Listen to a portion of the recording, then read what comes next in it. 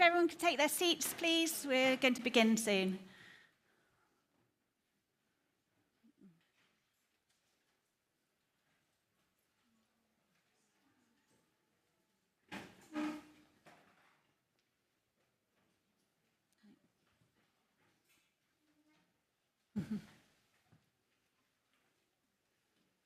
Great, I think it's time. Let's get started. So, welcome everyone to the LOESS Symposium on Soil Health Education.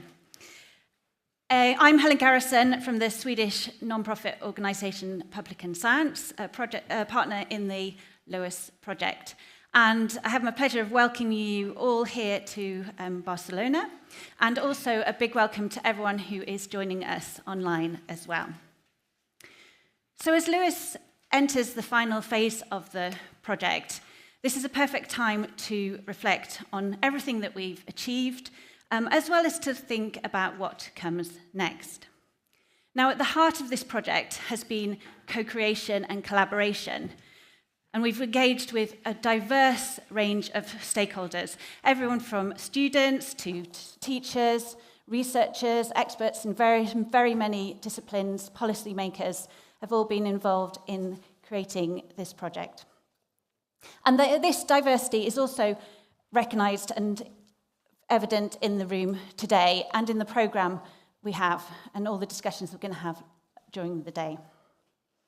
Our shared goal is clear, so strengthening soil literacy through education. And today really is about exchanging ideas, learning from one another, as well as building new collaborations. I'm delighted to begin by welcoming 4 guests who are going to be opening today's symposium. So first of all, I would like to give a warm welcome to Josep Maria Vialta, who is Executive Secretary of the Catalan Association of Public Universities, the LOESS partner in the event, who is hosting us today and has organised this event. So warm welcome. Thank you. Good morning. Thank you everybody. Thanks to be here in Barcelona. Very welcome to host you today. We've planned a good weather for you, so please enjoy the city also. And it's really an honor to host this symposium with all of you. We've been changing a lot with you. We have plenty of activities today, as you know. So please enjoy the symposium. If there is anything, please just call us. If there is a problem, if there is something that is not working well, please contact us. I would like to thank the team of ACUP for preparing everything. It has been really difficult to work during the last weeks and months, but I think everything will be okay. So thanks a lot for being with us, and welcome to Barcelona.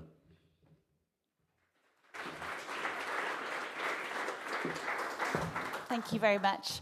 And now I'm delighted to welcome Salvador Samitier, who is head of the Catalan Office for Climate Change at the Government of Catalonia. So welcome.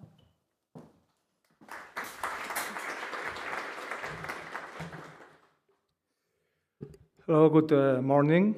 Dear colleagues and partners, it's a great pleasure to welcome you to the LOESS Final Symposium, and thank you for being here and for your commitment to a topic that is both fundamental to our societies and essential for our future. Soil, as you know, is far more than the surface beneath our feet. It's the foundation of food systems, biodiversity, water regulation, and climate resilience. Yet, despite its vital role, soil often remains invisible in public debate and insufficiently understood beyond specialist circles. This is precisely where education becomes indispensable. We live in an era of abundant data. Every day we collect measurements and observations about many things: soils, ecosystems, climate, and land use. But data alone is not enough. Data becomes information only when it is placed in context. And information becomes knowledge only when it is given a purpose. Education is what makes this transformation possible. It connects scientific evidence with real-world challenge and provides people with critical thinking skills. At a time of intense information noise, when oversimplification and misinformation can easily obscure what is scientifically sound, education is our best vaccine. It helps us distinguish what is relevant, evidence-based, and true. In this context, the LOESS project has made a particular valuable contribution. Beyond producing output, LOESS has helped turn information into actionable knowledge by investing in soil health education and innovate learning approaches that empowers educators, learners, and practitioners. I would also like to highlight the collaboration between LOESS and the government of Catalonia, which has been a key to amplifying this impact. Through this partnership, LOESS has created synergies with several education and policy ecosystems, including, for example, the Carbon Soil Working Group that we have in the government of Catalonia, the network of agricultural schools, the Green and Sustainable Schools networks, and the STEAMCAT community, is the community of practice promoted by the government of Catalonia to advance high-quality STEAM education. One tangible outcome of this collaboration has been the support provided by LOESS for a service learning guide on soil education for secondary school teachers. This guide is the result of a shared effort involving the University of Lleida, the Center of Research CREAF, and CECIRE, the Pedagogical Resource Center of the Department of Education that supports educational innovation, all connected through the Catalan Association of Public Universities. As we look towards 2030 and beyond, the legacy of LOESS lies not only in its results, but in the capacities and partnerships it has helped to build. Today's symposium is therefore not just a closing moment, but an opportunity to continue strengthening soil health education as a cornerstone of sustainability and informed citizenship. Thank you all, and I wish you a very inspiring and productive symposium.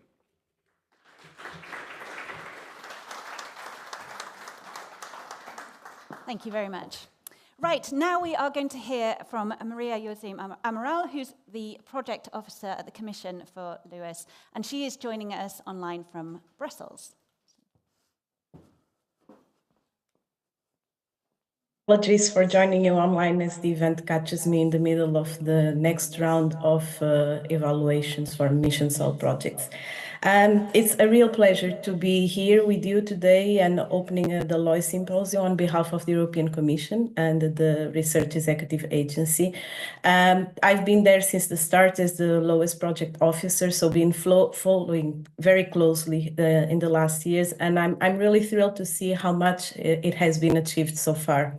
I don't think today we are wrapping up things. We are taking stock of what's been accomplished and also looking ahead. And LOESS was the first EU-funded project to focus specifically on soil literacy and is helping the EU mission soil objectives turn into a reality through education and public engagement. And in such a short time, LOESS really created an impressive range of education materials and resources. I particularly like the learning scenarios for the educators on the different languages, on different issues, and appreciate how the project has worked together with the other projects to develop policy recommendations that can help further embed soil health into educational programs across Europe. I think there's a practical progress being achieved, and as a whole, the LOESS team should be very proud of what they have done so far. Over the last years, of course, my communication has been a lot with Norbert, but I would really like to thank Norbert and everyone else in the consortium for the hard work and how showing that interdisciplinary collaboration can directly support teaching and learning and making a topic like soil health so engaging and relevant for all across the society. Soil literacy is still still an emerging field, and raising awareness requires creativity, persistence, and passion. And I think all in the LOESS Consortium have shown this throughout the years. So I do really hope that in the symposium you have the opportunity to share further your resources, to discuss with others how they can be better used, and we can all build on them in the future of soil literacy and education. And with 6 months still for the project to go, I think there's plenty of time to do this dissemination, exploitation, and connecting with other projects. So I encourage all of you, if you're part of LOESS or from other projects or initiatives, to use this event as a springboard to share ideas and make new connections, and keep soil literacy and soil education growing behind this project. So my best wishes for the symposium and for the LOESS team, and I look forward to see what else is to come, and I hope that all of you enjoyed the symposium. Thank you very much. Thank you very much. And now, last but definitely not least, is the person who has had the huge job of coordinating this very large collaboration project, Norbert Steinhaus from Villebon. Yes, thank you very much. It's hard to find the right words right now, because it was a long journey from starting writing the proposal, getting the ideas, and getting the consortium together. And I'm really happy that this consortium, the partners we have been working with in the project, is such an excellent group. With such an enthusiasm to develop all the different ideas we have put on paper from the very beginning. And thanks to the support of the European Commission and the connection, as you said, Maria Jose, with connecting with other projects who show the same enthusiasm on raising soil health awareness, it's definitely a pleasure to be here and to present what we have created within our LOESS project.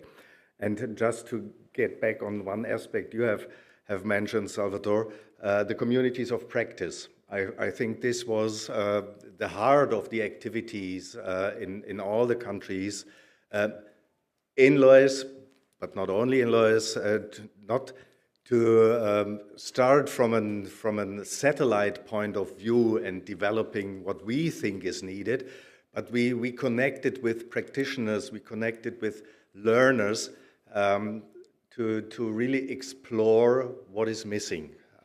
There's a lot of knowledge around about soils and soil health, but how to get it into education, how to get it into trainings. And I think we have developed very good materials, and I hope you will get inspired during this symposium. And I can only say thank you very much for being here. Thank you very much for all the support. Thank you very much for all the projects, other Mission Soil projects who are here. And it's right, it's still a long way to go, but we have first success stories, getting beyond awareness and getting into education. And I hope that from the sustainability aspect, we will proceed. We have 6 more months to go, which is great that we have the opportunity to work what we have created, what we have developed. And I hope we will get the connection, as you said, because soil is part of agriculture and food production. Soil is part of climate change and climate change adaptation and mitigation. So it plays a major role, but we have set the cornerstones, we have set the ground for continuing. And I wish you a pleasant day here at ACUP or at the Hub Social. Thank you very much to the ACUP team for organizing this. Thank you very much to the LOESS Consortium, and thank you very much to the European Commission for making this possible. Enjoy the day, and I hope we will have good discussions throughout this symposium. Thank you very much.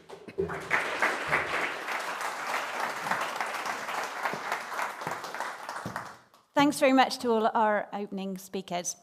Now we're going to move into the main part of the programme. I'll just give you a brief overview of what's coming up today. So we're going to start with some introductory talks and a panel discussion. Then we're going to move into a particularly energetic part of the programme, our lightning pitches, which are going to set the scene for our interactive marketplace. And then after lunch, we're going to move into 3 smaller breakout sessions and then back together for a plenary discussion. Not all parts of the programme will be live streamed, so the breakout sessions and also the marketplace won't be streamed, so there will be a break in live streaming during the main part, in the centre of the day. But of course, everyone who's watching online is very welcome back later in the programme for the final plenary session. So now I would like to welcome Johanna Morawska from the Adam Mickiewicz University in Poland, and she is going to be leading the session on cross-sector perspectives on soil education and capacity building. So welcome, Johanna, and everyone else who is up on stage who's involved in that session. So over to you.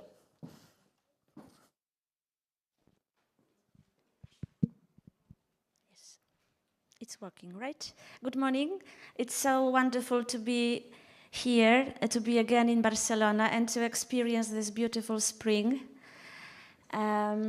So yes, now it's time for our first panel, and I would like to thank you. I feel honored that I was chosen to lead this panel, so I hope I will do it the best possible way I can. And now let me invite my co-panelists, and I will look at my notes just to not make any mistake. Just a second. So first of all, let me invite Dr. Giulia Bongiorno, who is currently working on as a lecture researcher for the soil biology group at Wageningen University and Research. Giulia? Thank you. Hello. Now let me invite David Butler-Manning. David is working for the German Federal Ministry of Agriculture, Fund at Regional Identity. Hello. Hi. Our third guest is Victor Lopez-Simó, who is a physicist who now is as associate professor in science education at the Autonomous University of Barcelona.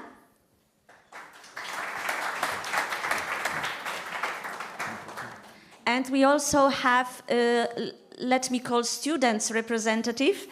So it's Johan Sparv, who is working currently in the company which English name is Swedish Carbon Sequestration, yes, coming to us from Sweden, Lund. Welcome. Thank you.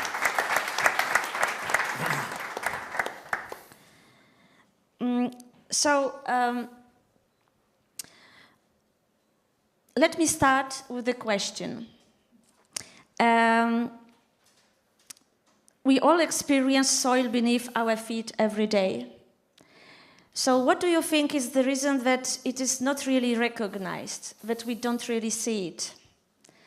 And whose fault is that? Who is responsible for that? But not to turn this panel as a pessimist one, what can we do to make a change?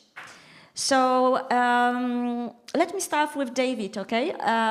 Because you are representing, let's say, this policymaker leg, or I would say in this cooperative hub. So what is your vision about it? Oh, difficult question. I suppose first and foremost, it's the very nature of soil. It's hidden in so many ways. Depending where you are, here in Barcelona, it's hidden by infrastructure. Everywhere, oh, not everywhere. So many of the places you go, there's just concrete, there's cement, everything built on top of it. if you're even out in the countryside. It's covered by grass, it's covered by bushes, it's covered by trees. So it's always it's omnipresent, it's ubiquitous, but we just don't see it. And we don't see the processes that are happening beneath our feet as we walk across the soil. And that just makes it very, very difficult inherently to communicate, to draw people's attention to it. It's also the very fact that it's ubiquitous is we take it for granted. It's one of our flaws as people is that what's there, what's not scarce, what's not visible, what isn't a source of imminent concern, we tend not to think about. We tend to focus on the more pressing problems.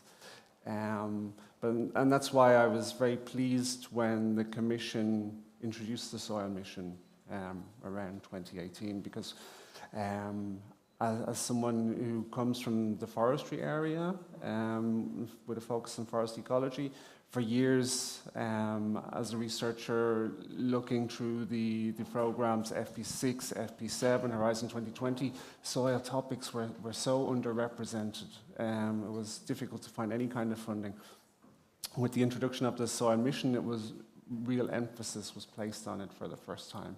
And that's a really valuable contribution that the Commission made, I think, in terms of raising the profile of soil.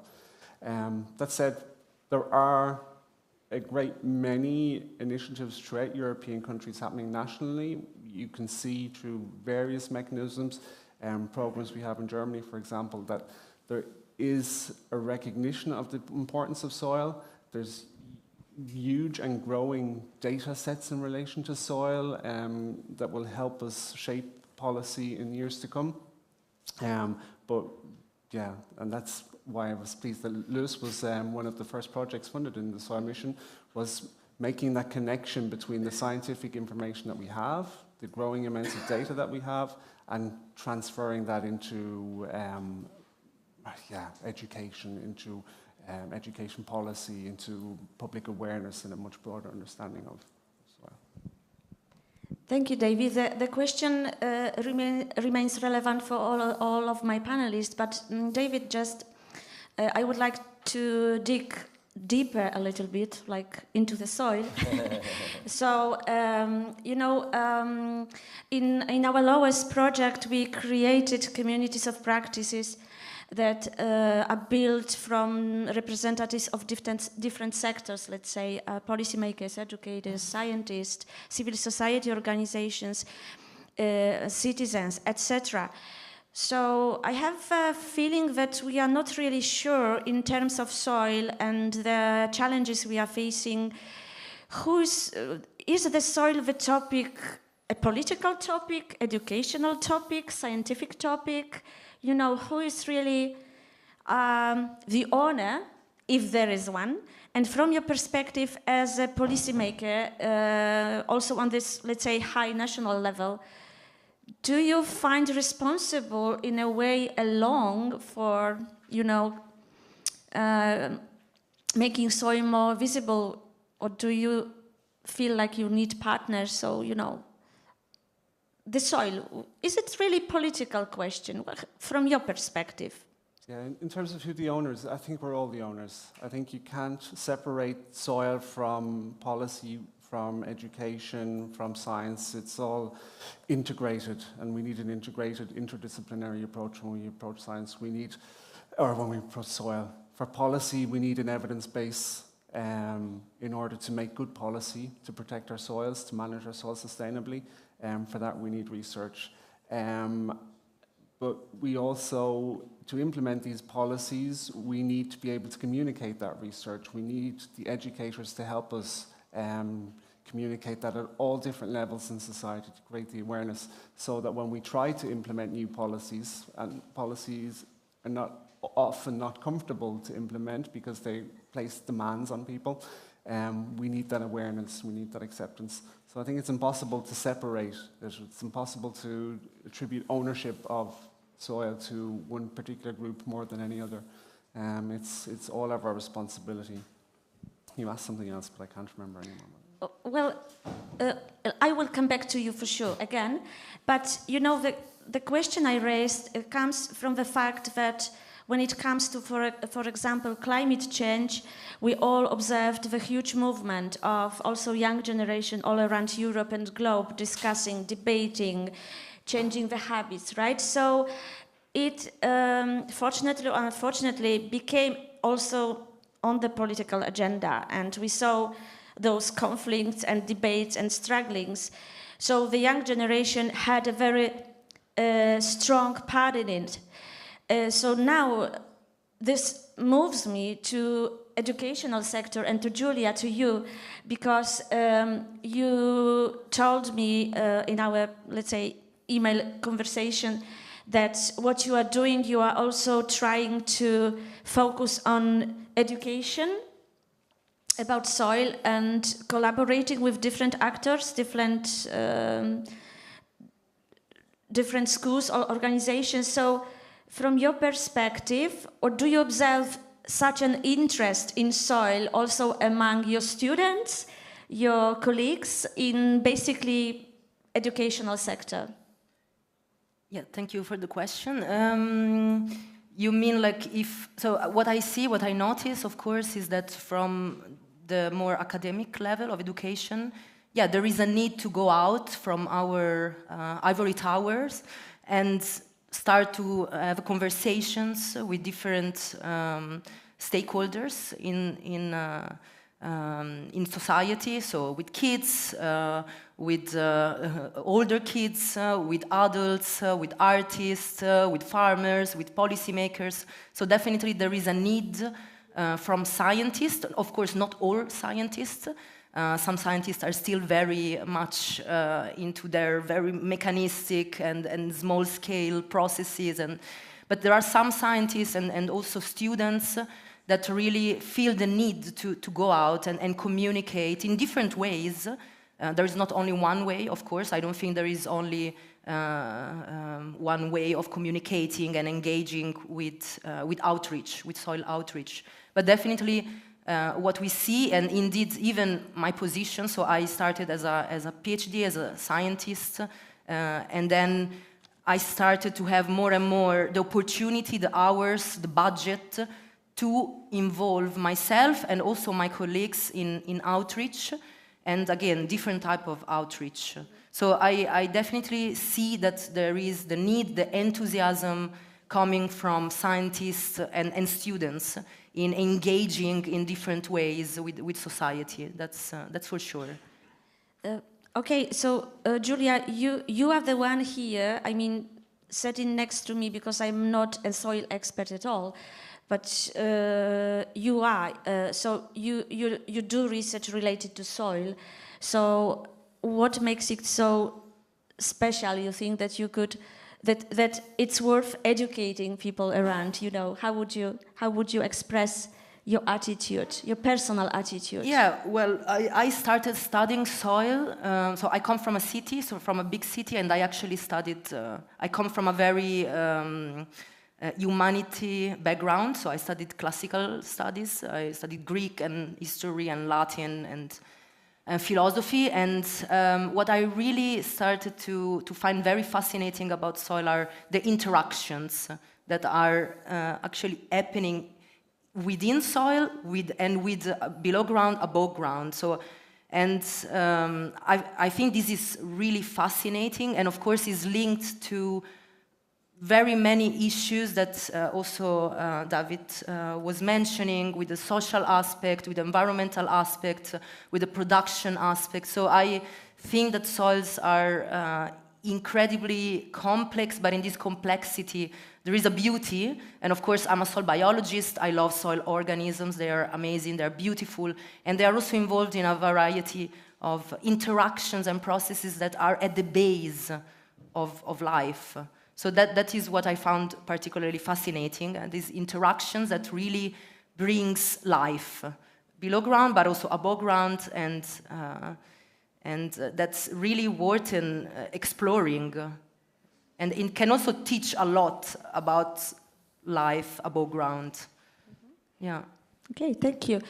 And continuing with education, just I want to mention that Helen is such a wonderful host, and she reminded me about something that I probably would forget, because when I see such an audience and I have my panelists, I'm focusing on, you know, conversation, and I just forget about the, in fact, key element of this panel that I will come back to later. So my mistake, that happens. But continuing with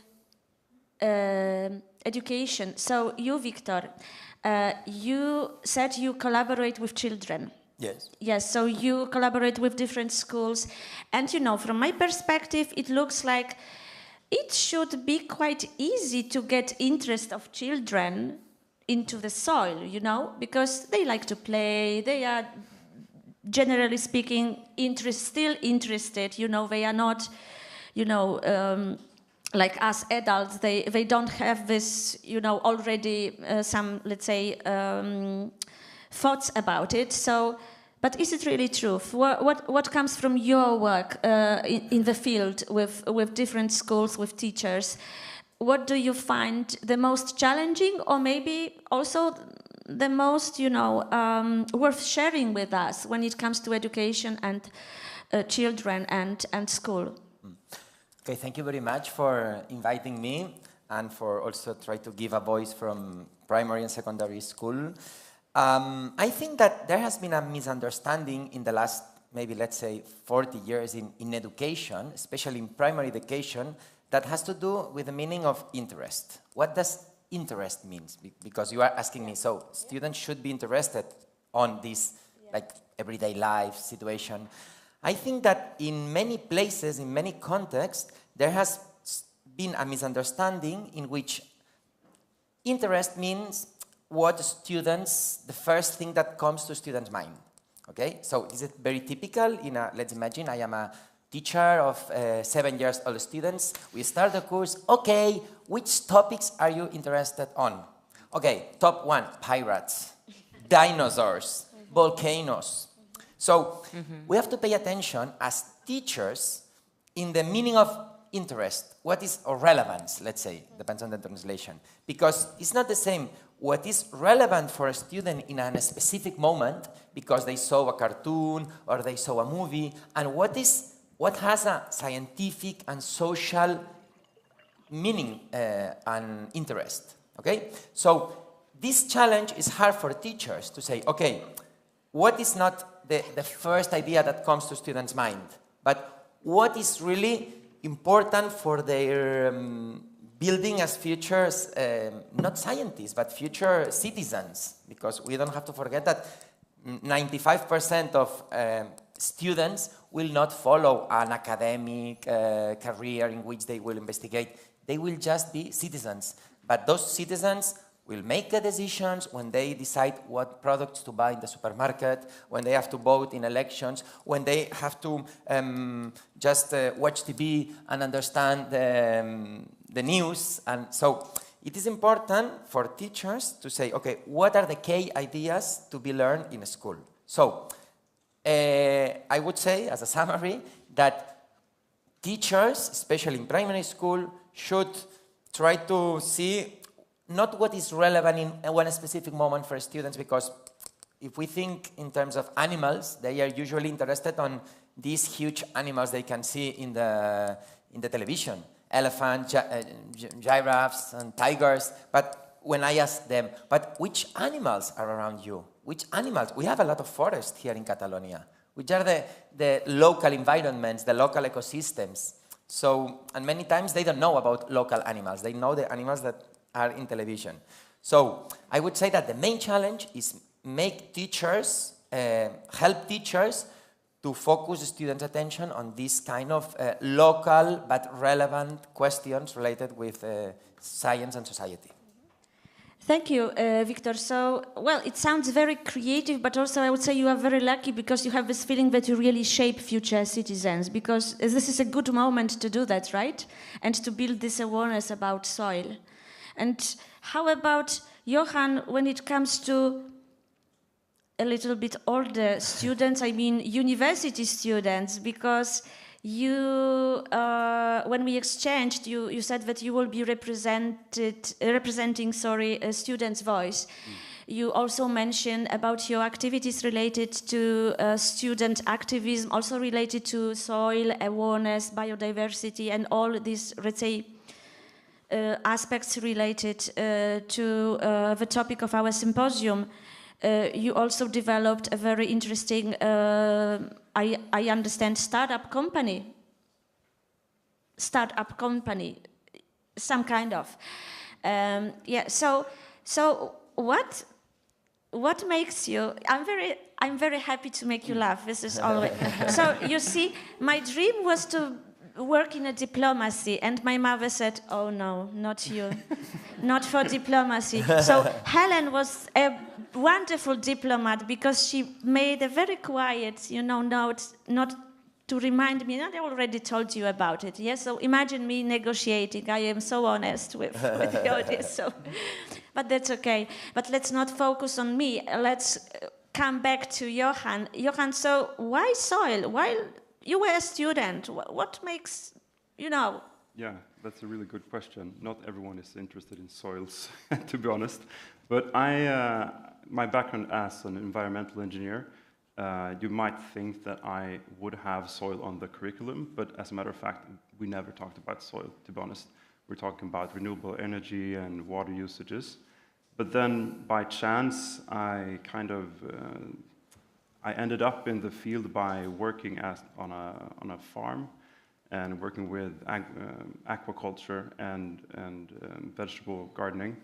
And there my interest privately, in my private life, got me involved. And from there on, I started to explore the field of soils. And luckily, at my university, Lund University, we have really great soil scientists. And I had the opportunity to take one of these courses, which kind of led me into this field where I'm now working. And to be honest, when I was doing the workshops for LOESS and talking to other students all across Sweden, no one had any connection to soil, but I noticed that there was an interest in the environmental questions connected to soils. People have been talking about the soil carbon with IPCC. I've been talking about that's one solution to use soils to capture carbon, and instead of using bio-CCS and stuff like that. But I felt that there was this missing link between the technical connection to soil, like how do we increase the soil carbon, and what is soil? And so that, with all the workshops and stuff like that, I learned that there is a need. Like, so this is great that what LOESS has done for increasing the awareness of soils, and there's also an interest from students, but a lack of something to attach the knowledge to. Like if you don't have a keen interest like me, I'm quite unique in that sense, it's very hard to increase your general knowledge about soils on a university level. I would say I'm privileged to be one of the few in Sweden to have this. But yeah, I think I'm quite finished there. Thank you. Okay, this was, I don't know how to call it in English, fanfares, or Sorry? Or you said you are unique, and the sound of music, it sounded like, wow. I'm unique. Yeah. So basically, Johan, yes, I understand. So basically, what you said, I would say that the European Commission was right to establish Mission Soil, because you observed your own at the university that there is a gap.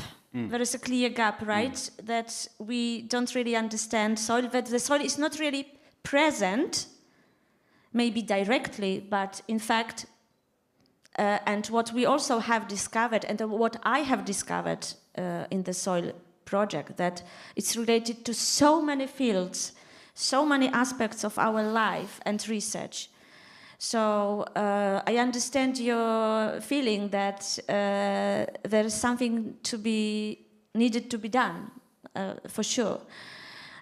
Because before this panel, I was thinking, what if, for example, now we are talking on the television about this new unfortunate virus, hopefully that will not be dangerous as previous ones. But I was thinking, what if, some kind of virus, please not, infected the soil,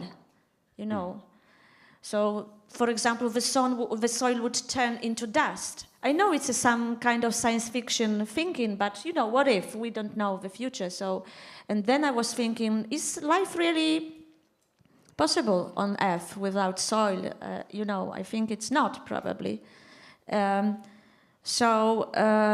This brought me to thinking that I don't really understand soil still, and we really need to make it as a relevant issue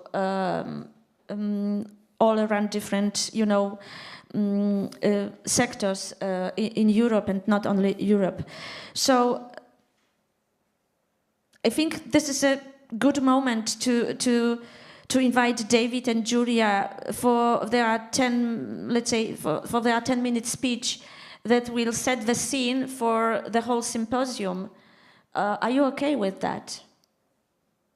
I'm okay. Yes, Or you prefer to talk to me, just to talk to me? No. I actually prepared a presentation with a lot of pictures, but if you prefer... No, you have... just let me look at the organizers. So the presentation, I think, should be ready to display. Is it okay? Who is here who could help me? But I think that maybe David can also go first. David? Okay, I can go first. I don't have a presentation. Right. I just had some notes. So again, the relevance of soil from your perspective, right? Policymaker perspective. So, I don't know, I guess I remain seated since we're already in this formation, but... As you feel comfortable, you may also take the stage here. Oh, I can stay seated. So, I wasn't really told what I should speak to you about. I was given free rein to decide for myself what the tenor of my talk should be. So, because I'm a representative of the German Ministry of Agriculture and Food and Regional Identity, I'm less from the educational side, I'm less aware of the educational side, much more from the sustainable management policy side of soils, the production side of soils, but also the protection side of soils.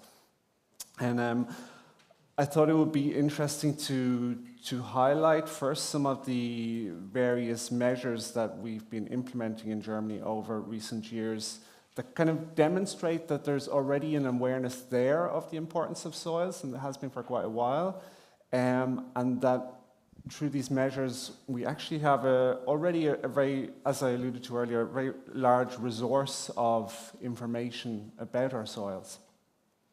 So there's 6 different measures that I just wanted to briefly highlight that show this acknowledgement, that offer an acknowledgement of the importance of soils in Germany. So the first is the National Survey of the State of Germany's Agricultural Soils. That's something that my ministry is responsible for, and in close cooperation with more than 3,000 farmers, we've been sampling 120,000 soil plots throughout all across Germany. The first inventory started in 2012 and lasted until 2018, where parameters such as humus content, pH value, nutrient availability, and pollutant loads were all recorded as part of this survey. And the survey is particularly important because it goes towards our UNFCCC climate reporting. So it's an important data foundation for Germany. The purpose of the survey is to kind of determine the current soil condition and its development, and to do so over time, because the second survey is now underway. The data that's collected from this soil is used as an evidence base for policymakers. It's used to inform and to support researchers in their own data collection and to enhance their data. and it's to help farmers to make targeted soil management approaches.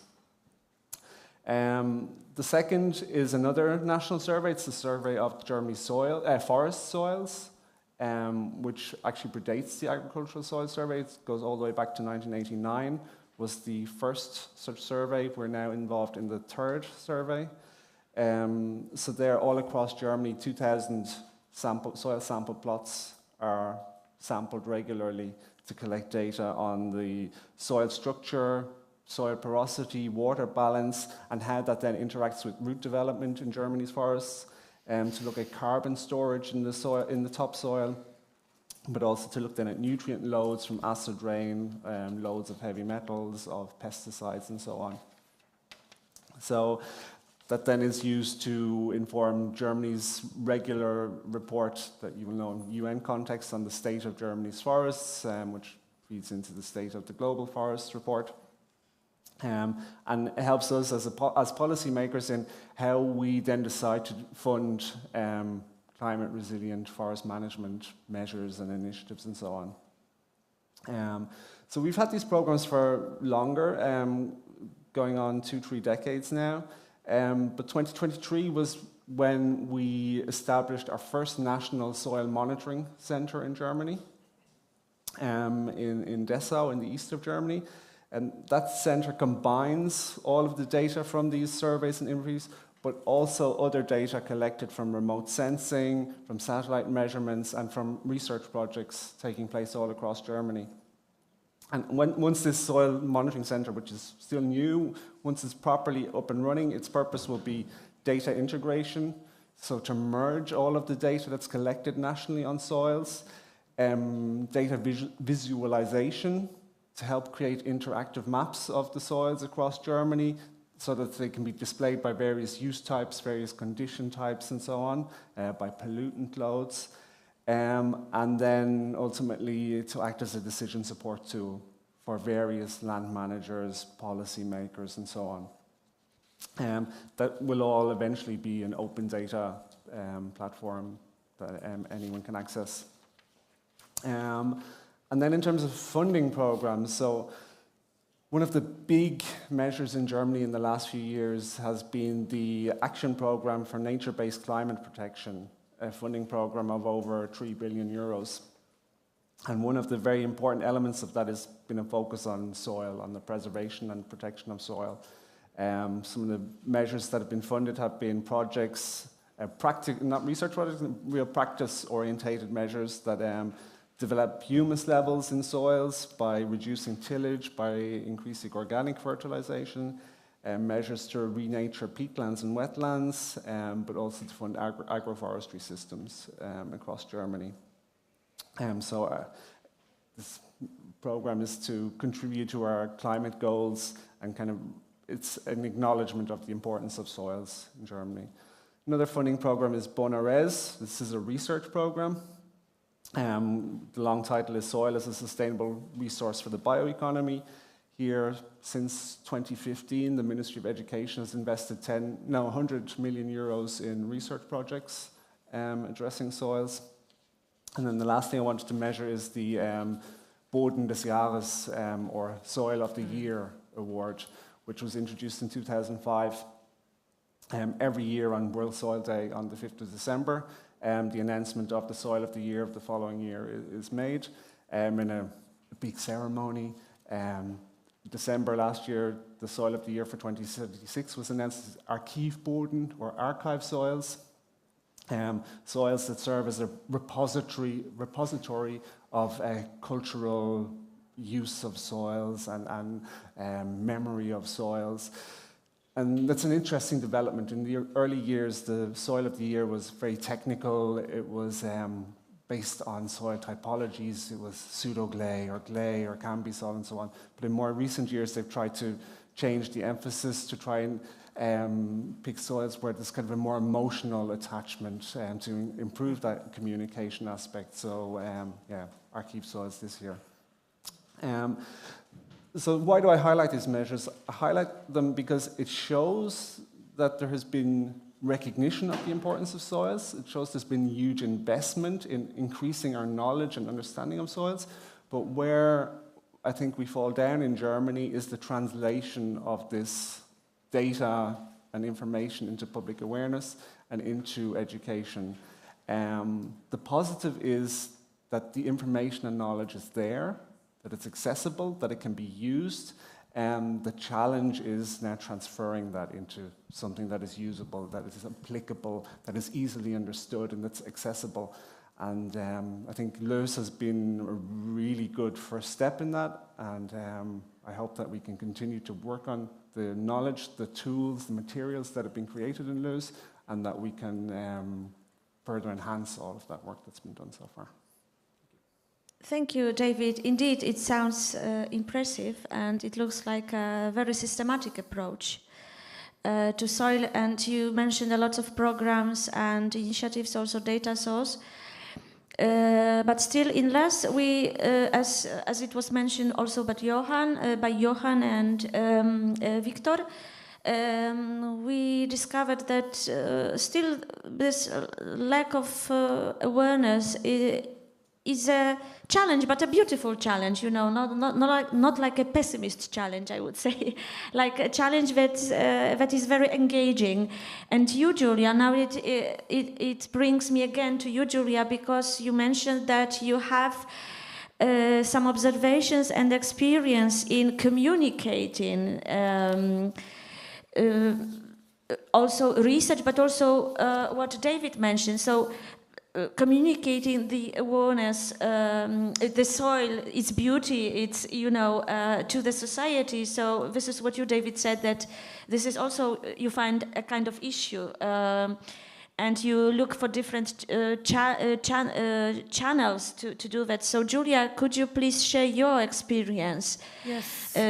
So yes, like to connect people with soil. Yes, sure. And you have your presentation on the screen. Yes. Thank you, organizers. Thank you for the support. Yes. The floor is yours. Yes, thank you. So yeah, well, I will try to be brief, and I will also sit here. I hope this works. Yes. So, well, basically, I don't know, maybe, yeah, it was not clear, but I'm Giulia Bongiorno. I'm a lecturer, researcher in Wageningen University in the soil biology group. But my work, from being a PhD, really focusing on soil processes and soil health and measuring, more from really the technical side, I really started to have more and more the role as an outreach coordinator for the different groups that work on soil at the university. You can see there my group. And then basically with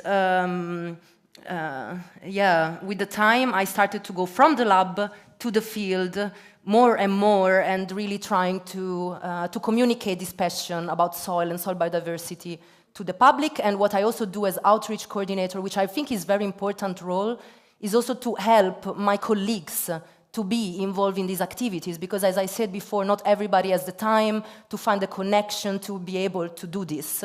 So I don't only do it myself, but I really try to facilitate this with the more than 300 researchers that we have in the soil science cluster. And basically the rationale, what is behind this, is that we know a lot about soil, so we have a lot of information. Of course, there are many things that we don't know yet, but we have a lot of information, but still soil are being degraded. So more than 60% soil worldwide are degraded, more than 80% in Europe. So why do we know so much, but still degradation is proceeding? And the fact that we really need to communicate very important messages and importance and enthusiasm about soils. So as a scientist, we need to do that, because I think it's part of our role as scientists to communicate these important messages about the role of soils and how we can do also to preserve them. And also, we, as scientists, we start also to think a bit about not only the science behind, but also our relationship as scientists, but also as citizens. And we see that, well, there is more and more like a limited relationship with soil. Of course, depending on where you live, in a city maybe will be even less than in the countryside. And so we want to also give the opportunity to scientists, but also to the whole society to discover soils in different ways and by experiencing them, in order to really finally facilitate a positive transformation in how do we do science, so that is a more impact, and how do people and scientists relate to soils and care about soil. So really try also to connect more with society. So we are also trying to do this with our research. So that's why in the soil cluster, what we do is really trying to engage with soils and let people engage with soils in different ways. Of course, there is a part of communication, but there is also experiences and relations through education, citizen science, research projects like this one, for example. We are involved in various projects, relationship with artists and art and experiences. And in this presentation, I will just go very briefly on giving some examples of what we do in these different compartments, let's say.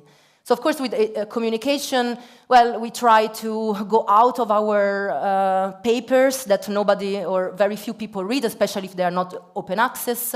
We make posts, so we go to television, we go to the newspaper, we are involved in also like books for children, but still I think this is not enough, because it's still about communicating and let people receive this information in a passive way. So what we really see and think is that we also have to offer people experiences and hands-on activities. And I know that there are various projects here, including LOESS and Curious Soils, that are also thinking in the same way.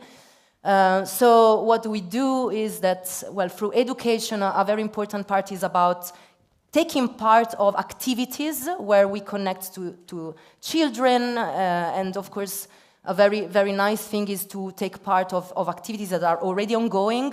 For example, we have a National Weekend of Science, and that is really a moment in which, for example, we can relate to children, families, and do activities on soil, like earthworm catches and soil paintings. So this is really powerful tool. Organize activities and take part of already ongoing activities. Going in the classrooms, primary and secondary schools, going there in the classroom, explaining, engaging, doing workshops. So this is something that is facilitated by, for example, the science shops in your university, or specific groups that really helps connecting lower education to academia. But I think this can be even more strongly advocated, actually. And then, well, we try to go to the field also to talk to farmers and exchange and bring people on the farm to exchange knowledge there. And we have also, well, we have a very nice earthworm hotel at Wageningen, where we have different type of earthworms there hosted, and we bring people there, and we use it as a tool to explaining and to exchange knowledge and information about earthworms. Of course, we also use other practices like serious games at different levels. Another thing that I think is very powerful and is citizen science. We are involved in a project called Bodemdierendagen, so animal soil days, and basically we make people go out there and recognize, identify, and count the tiny 10, so the animals that we can see. And actually this project is ongoing since quite some years, I think around 6 years. And you can see there, those are all the observations that are now in the Netherlands. More than thousands of observation has been done in all these years. We are writing a paper on it. So there are also some academic values as well. But the nice thing is that more and more people are involved into going out, looking for animals, discover about their functions in soil and their connections to humans. And we organize also activities during festivals where people can learn about this. So the idea is to make use of these activities and connect them to already ongoing ones. And of course, there is also the aspect of being involved in research projects. As a soil cluster, we are involved in Curious Soils, in soil tribes, and there a lot of material, a lot of activities, a lot of networks are activated. And I think that's also very important, and it's very nice to see the European Union giving so much importance to this. So this is a small time-lapse that was created together with an artist and some soil biologists in my group, in the soil biology group. You can see here there is a column without the presence of soil animals, and one with the presence of soil animals. In particular, you can see the activity of earthworms. This is an example of how we try to merge art and science. This is a very nice tool that we use a lot in education to really show what are the roles of soil animals in the composition, in fragmentation, in litter degradation. And so this is just an example, because one of my passion is also really connecting to art, because I think that art, it's a very powerful tool to convey very different, very various messages, and these messages can be scientific. So you can clearly see after 8 weeks the soil animals are helping the decomposition, which of course is anyway ongoing because of fungi and bacteria, but they really help. So this is, I hope, you can actually find it online. It's freely available if you want to use it for education. But again, we connect with a variety of artists. This was Wim van Egmond, what you just saw, and actually this was also exhibited in a very nice exhibition in London, where even the king passed by there. I don't know if you saw it. It was an amazing exhibition, and I think that more than 1,000 people were present. But we also created, so we try to connect with artists in various ways. So there you can see visual, but also we created a symphony about soil. And if you have just a minute of time later, maybe I will just play a little part of it. With Remco, an artist from Wageningen, but we also try to connect with different artists living in the whole Netherlands. We create exhibitions, workshops where we merge art and science, and we connect more and more with artists. And one nice thing that I think, like for example, you can see there, for example, I'm collaborating at the moment with 2 artists that work on a very important topic, so the effect of war on soils. So I also think that really the connection with artists can also bring forward some topics that otherwise as scientists maybe would be difficult to approach and would be difficult to communicate. So I think it's really nice examples. And of course, what we do is we try to bring all these different aspects, so senses, experiences, arts, sight, science, visuals, and what we organize also is so-called experiences where people can experience all of this together at the same time by interacting with maps, with art, with senses, touching soil, smelling soil, eating soils, and to interact with people that are artists but are also scientists.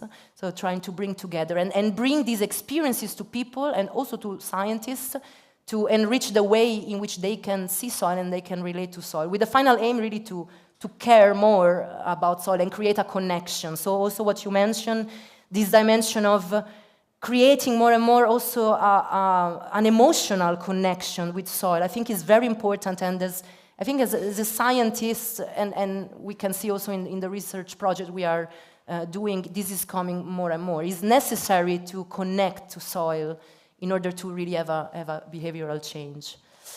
So some reflections. Of course, this is a continued transformations and a discovery and an inspiration. And I really think that it's very nice to have short projects or EU projects, but I think what we need is also a long-term project, long-term commitment that are not just really limited by a project. So I really see that that's very important. Otherwise, if the project is finished, what happens with all these things? Of course, it's a transdisciplinary and a transformative collaboration, interaction, and connection. So we need to connect university with different stakeholders. We need to be connected and to have a real dialogue where everybody is equal and tries to bring their own uniqueness.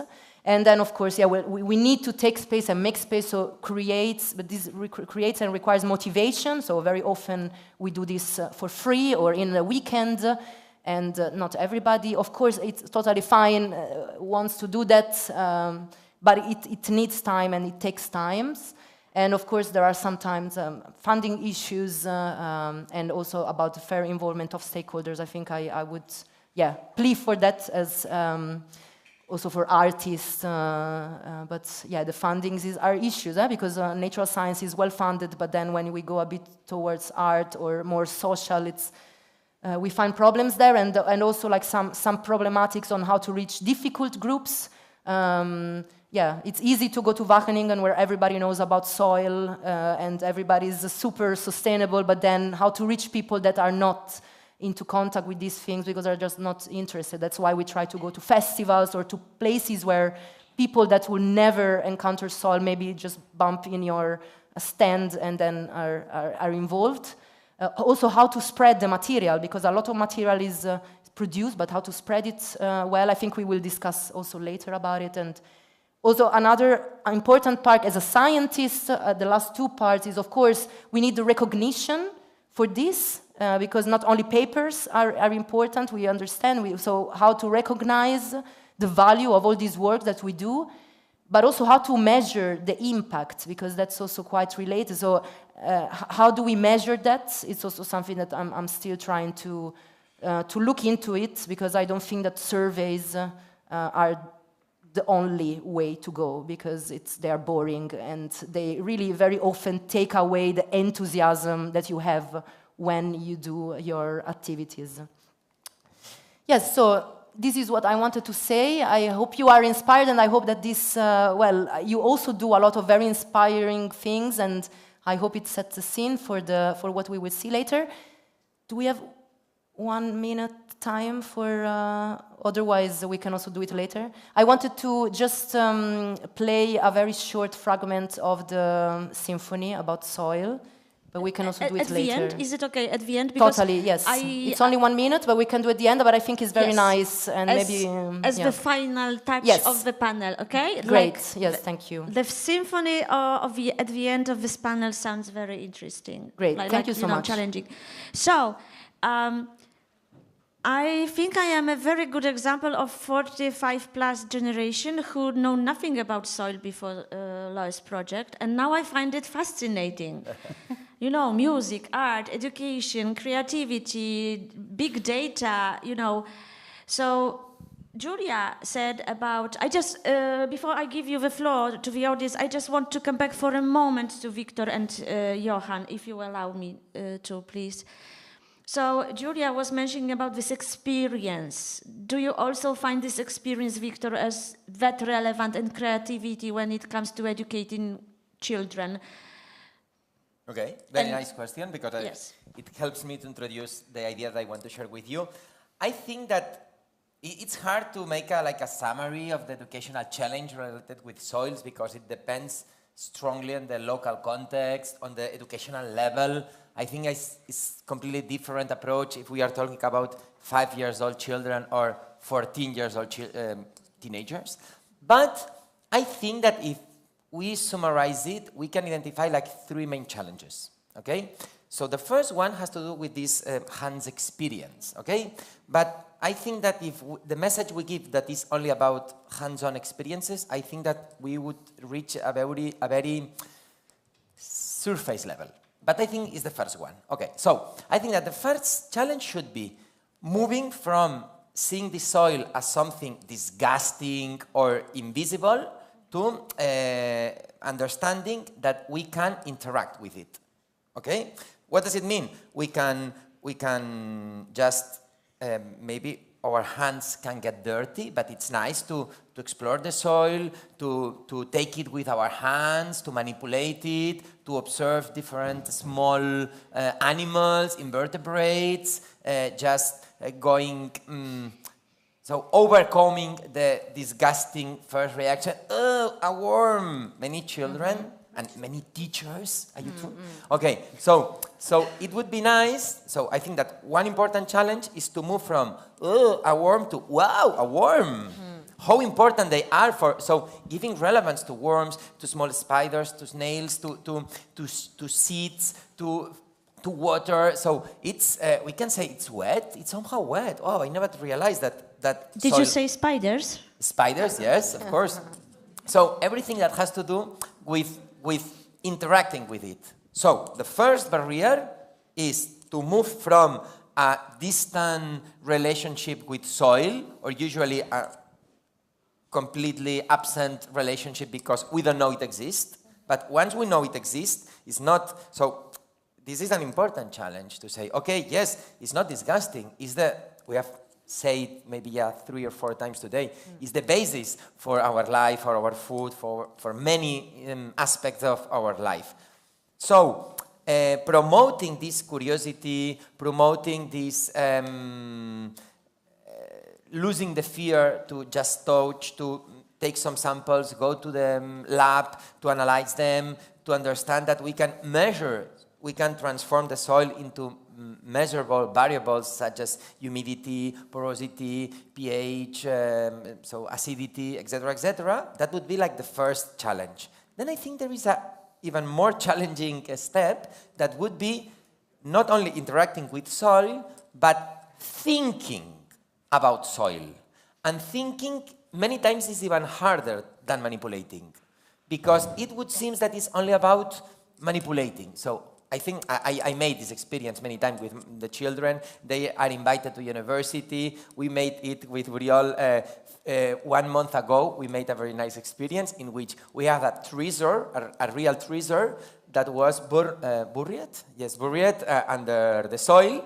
And students had to know at which part of the university it was buried. And there were real chocolate inside so it was a real treasure. And we had about 100 students moving around the university, taking different samples from different places.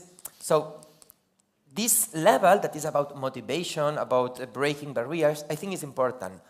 But I think that as educators, we should even be more ambitious and reach a second level that is about thinking about soil. And thinking about soil is not only about using your hands, but only about using our brains. So building models, understanding the soil as a dynamic system in which what gets in, what gets out, how it will be in 100 years.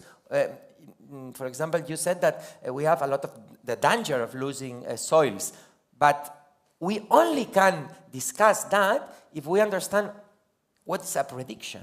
So science, we make predictions when we are making science. So making science with the students is making prediction. And it's not only about manipulating. It's about thinking. It's about understanding the structures, the processes involved, the different scales. So what is big, what is small, what can we see, what cannot we see, how it was 100 years ago, how it will be in 100 years. So first level, manipulating. Second level, thinking, understanding. There is an activity that is very, very, very nice and very simple, that is making young children drawing what they think they will find. I made this activity many times. I have a collection of hundreds of drawings made by students from different ages, and it's very nice. At the beginning, they think, okay, I will find a diamond, for example, no? Because diamonds are buried. And then when they get older, well, I will find which animals I will find. This idea that the combination of elements that come from living beings and other that comes from mineral world, and also the air, the importance of the earth. Many children realize, oh, I was not aware how important air was in the composition and structure of the soil. So first level manipulating, second level thinking, and finally third level acting. So as I said before, we are preparing for future citizens, and it is important to face a student with dilemmas.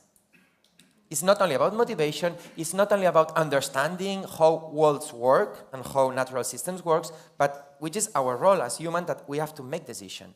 It is very important to face students with this kind of decisions in which there are, it's not only what science says, but also what other actors says, like economy, and we can pose them with contradictions. For example, okay, here in Barcelona, it is important to have like parts of the city that are renaturalized, I think that's the term. So how important is the renaturalization? How it has to do with ecosystems and biodiversity within the cities, not in the forest, because sometimes forest is something that is far away from urban children. But what about in cities?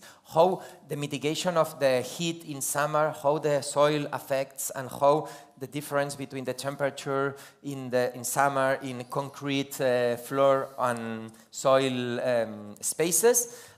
For example, if I have to go to supermarket and I have to choose which is the best food, we were discussing together with Uriol the idea that, okay, when we are buying food that comes from Latin America, that means that we are stealing the natural resources, the nutrients in the soil from Peru or from Argentina. We Europeans are usually eating the minerals that were supposed to be for people or not. So this is a debate. We can have this debate. But this debate is about not only interacting, not only thinking, but being able to making decisions, to acting as citizens.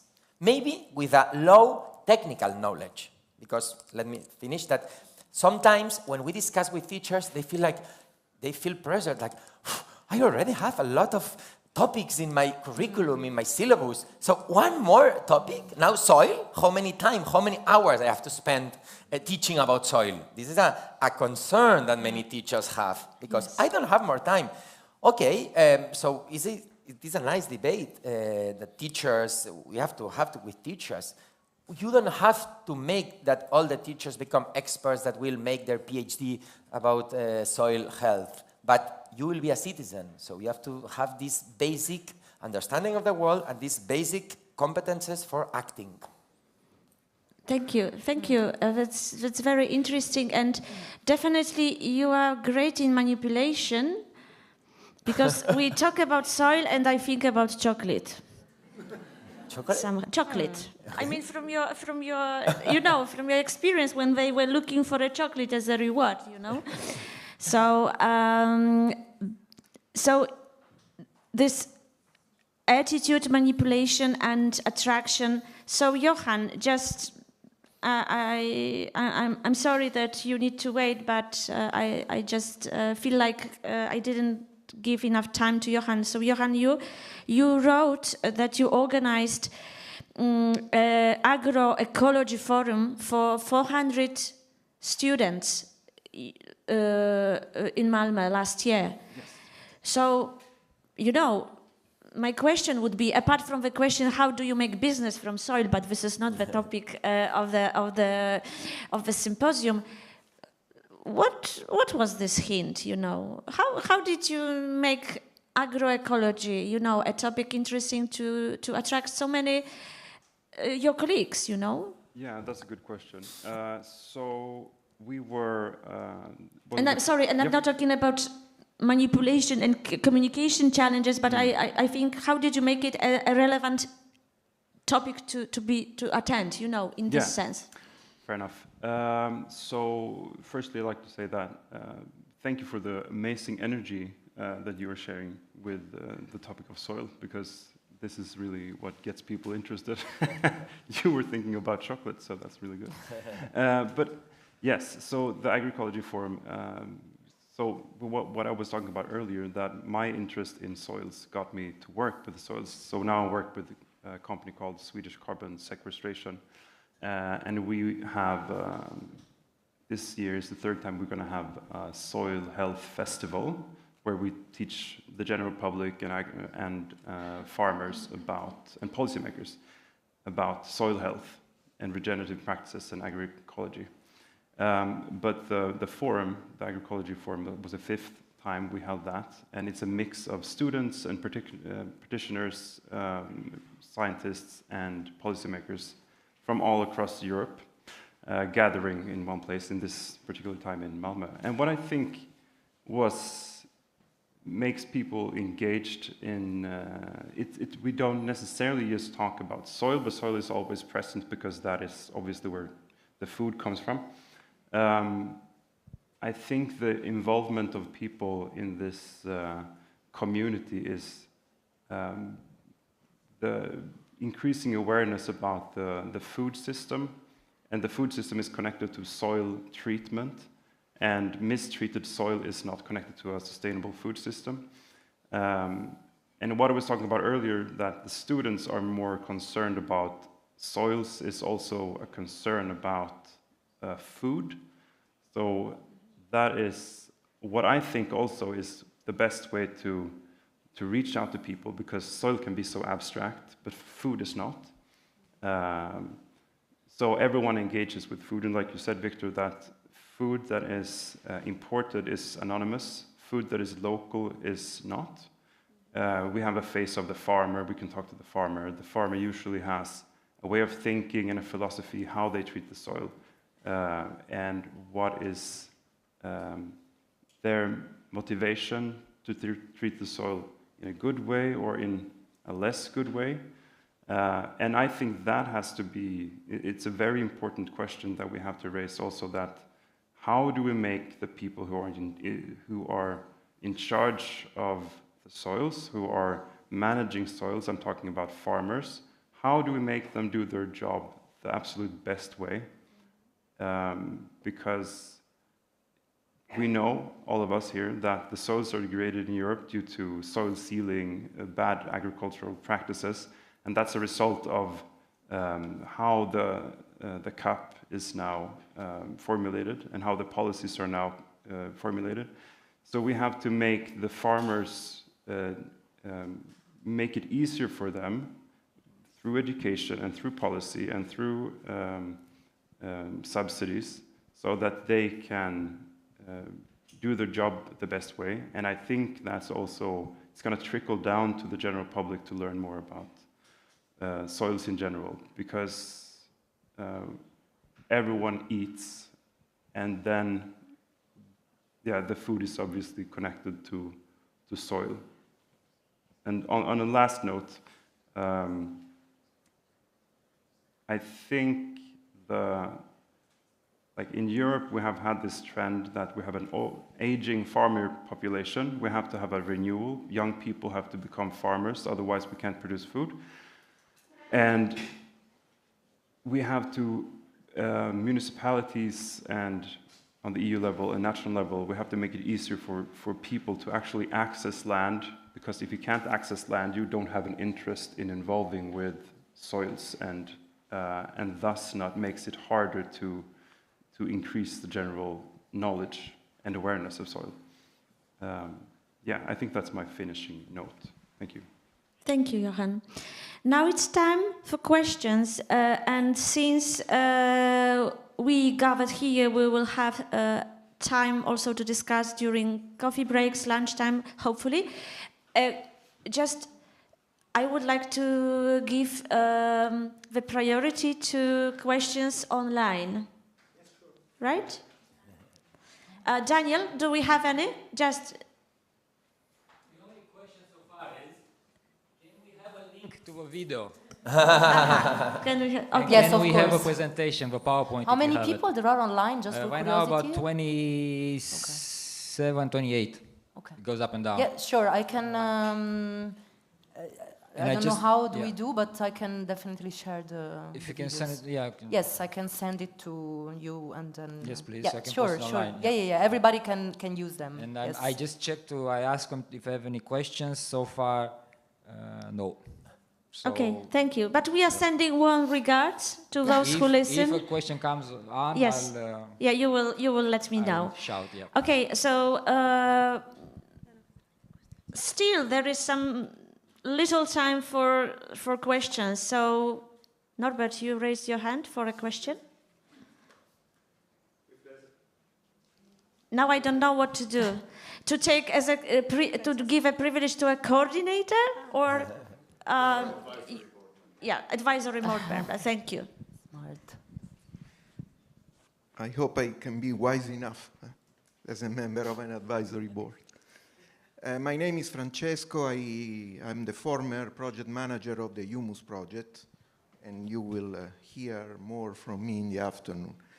I have a question for all the panelists, but more than a question, it's a reflection a forward-looking reflection. I was pleased to hear that the project has 6 months more before closing, and so take this more as a recommendation for some kind of initiative that you might want to take, and I start candidating myself to contribute for what I can do within the range of my expertise. I think the point of tension that I perceived between this first panel and the title of the conference is that we are probably using the term education,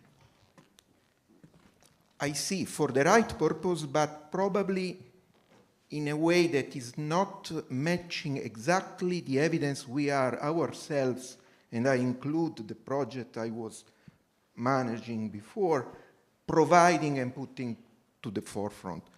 I mean, most of the actions that I have in mind, you have in mind, Julia presented in her nice presentation, are basically awareness-raising actions. So what about education?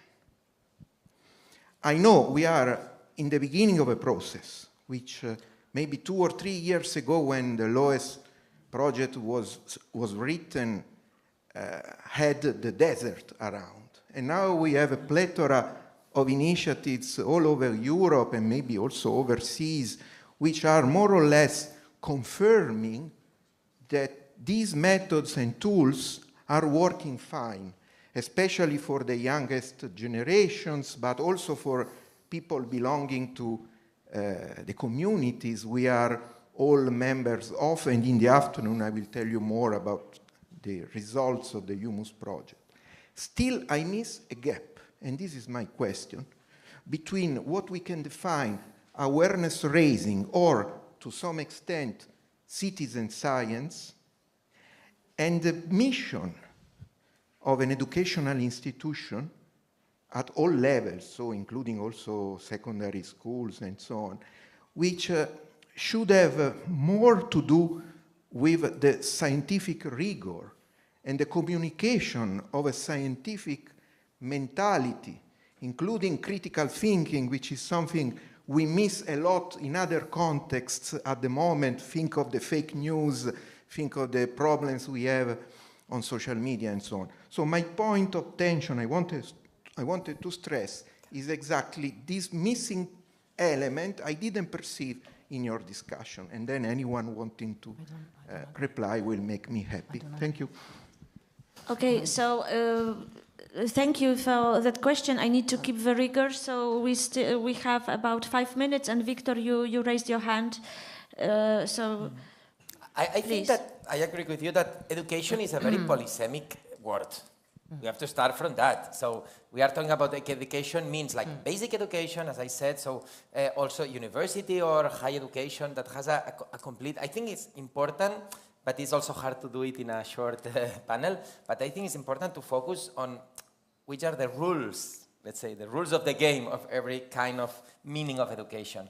But I think it's important between the relationship between, let's say, awareness and outreach and basic core education for all the population. I think that they have like 2 different inertias. Inertia? So they have like, so the outreach is usually, can change very fast in time. So in a few years, the agenda, the political and the social agenda, makes that the hot topics are one or another. And let's say that even it is an important core of people all over the world and Europe specifically working on this field, in comparison with basic education, it can move very fast. Basic education, it means schools, teachers, lay students, is something that changes very slowly because we are talking about millions of people involved. So it's very hard to modify the agenda. When some project has tried to force strong changes, they has usually failed. So it is very important to understand that schools is something that changes very slowly. And of course, it is influenced by political agenda. We have the example of the climate change that was mentioned before. So climate change was completely absent in schools 20 years ago, even if scientists were already saying, please pay attention of the climate change. And there is more than 50 years of scientists warning us. And in the last 10 years, we can see, I don't know in other countries, but at least in my local context, every single teacher knows that climate change is an important issue. Maybe students can find it boring, irrelevant, okay, but at least teachers knows that climate change is in the agenda. But it has been a very slow change. This change has occurred during maybe 20 years. So I think that at this moment, we have to understand that at least in schools that change very slowly, at this moment, they can start thinking about the relevance of the soil. But maybe, that's right, the results maybe will be seen in 10 more years. We cannot go faster because the schools are very... the changes in the agenda of schools are very slow because it's a very big monster. Thank you, Victor. And Julia want to add, and is it possible to put the symphony at the end? Will you be able, or you will do it in your presentation? No, my collaborator. Okay, exactly. Just in case. No, but I think this is very nice remark, but I don't totally agree in the sense that I think that awareness goes hand in hand with education, and very often the... well, maybe this was a very superficial, so for example, presentation of some examples, but I still think that many of activities that increase awareness also educate. But if you want, we can talk more later. And I saw you also agreeing with this, but I don't see so clearly also the division between, okay, this is awareness and this is education, and I think that they go hand in hand. Some things are indeed very, very a bit more superficially giving more awareness, but very often we give information, solid scientific information, while we do these activities. So, yeah, I still feel that we are going in the right direction somehow, but yeah, good to think about that, definitely. I think it's a nice loop from the first question. Is soil political, educational, scientific issue, right? Norbert, please. I know we are running out of time and everybody wants a coffee.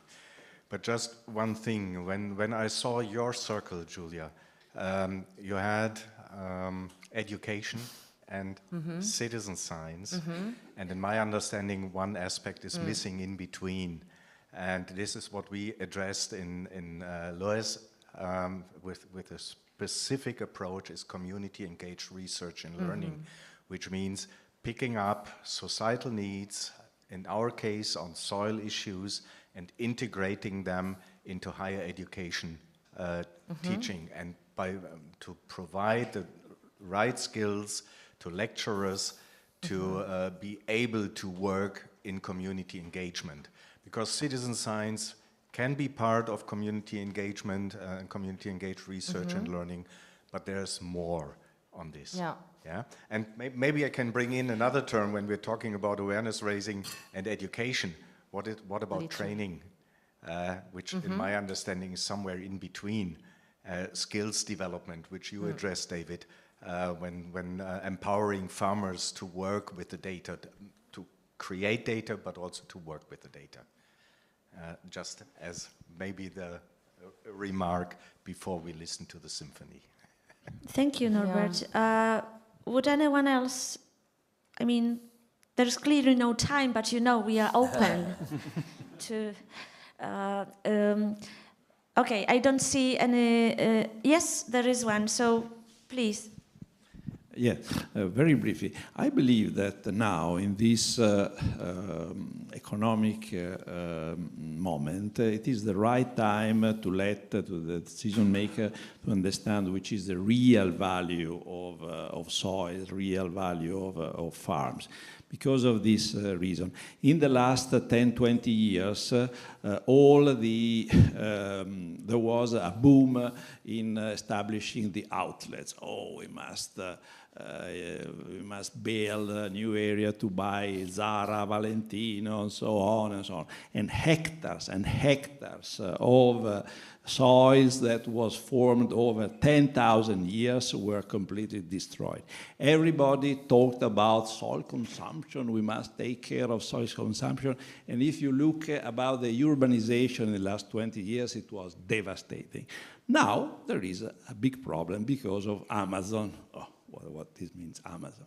Because these outlet centers are economically in a deep, deep crisis because nobody goes anymore to these outlets because they are very, very horrible places. It is better to work downtown in Barcelona. And they buy Zara and so on with Amazon. And so we destroyed 10,000 of years of building soils for nothing. So it is very, very important to know that 1 hectare of farms has not only the 100 euro per square meter or so on, but it has a much, much more important value. And this is the right time because of Amazon. Okay.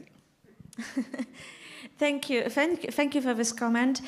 Yes, so I think we all share here this thinking that we are trying to, also in LOESS project, to make soil relevant despite the political agenda, just, to make it relevant for future generations despite the government policy, etc. So I think at least this is the main idea. So are we ready with Symphony to end this panel? Yes, we are.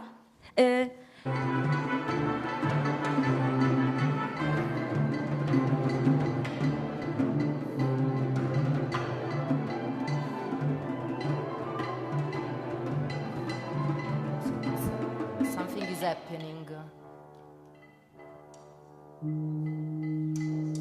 So it's actually a story.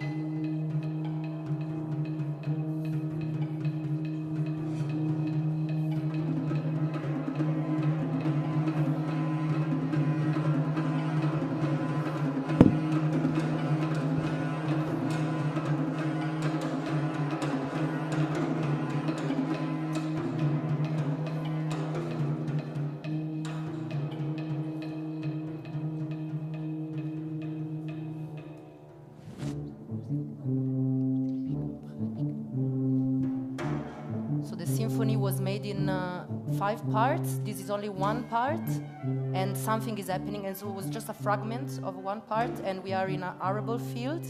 I don't know if you can think about what happened. So there was a lot of music in the beginning, like a lot of diversity, a lot of organism living in the soil, and then a very dramatic happening. So that was a plow. The action of a plow that plowed the soil, and then afterwards the music is much less diverse, and that indicates the fact that the plowing it's having a damage on diversity and activity of organisms. So that was just a small fragment. If you are interested, please let me know. And there are other parts also looking at forests, grasslands, and various organisms. And actually is free to use. So if you are interested in maybe use this for orchestras in our countries, let me know, and we can share the music. Thank you. What a beautiful ending to the panel, right? Thank you, Julia, also for that.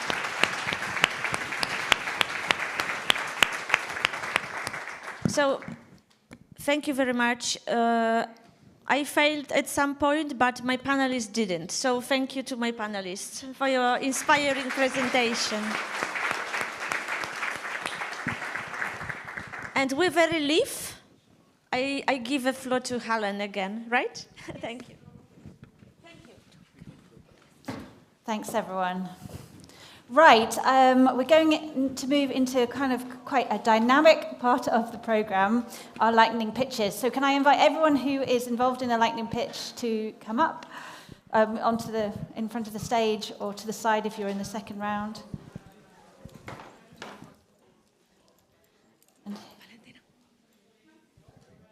Hopefully everyone knows where they're meant to stand. Yes, are you in the first round? No, Helen will give you the floor. I'm sorry. So, yeah, you're the first.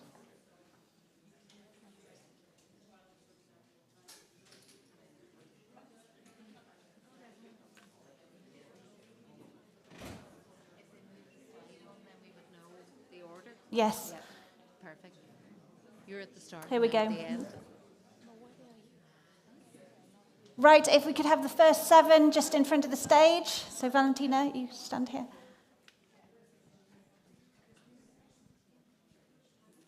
Great.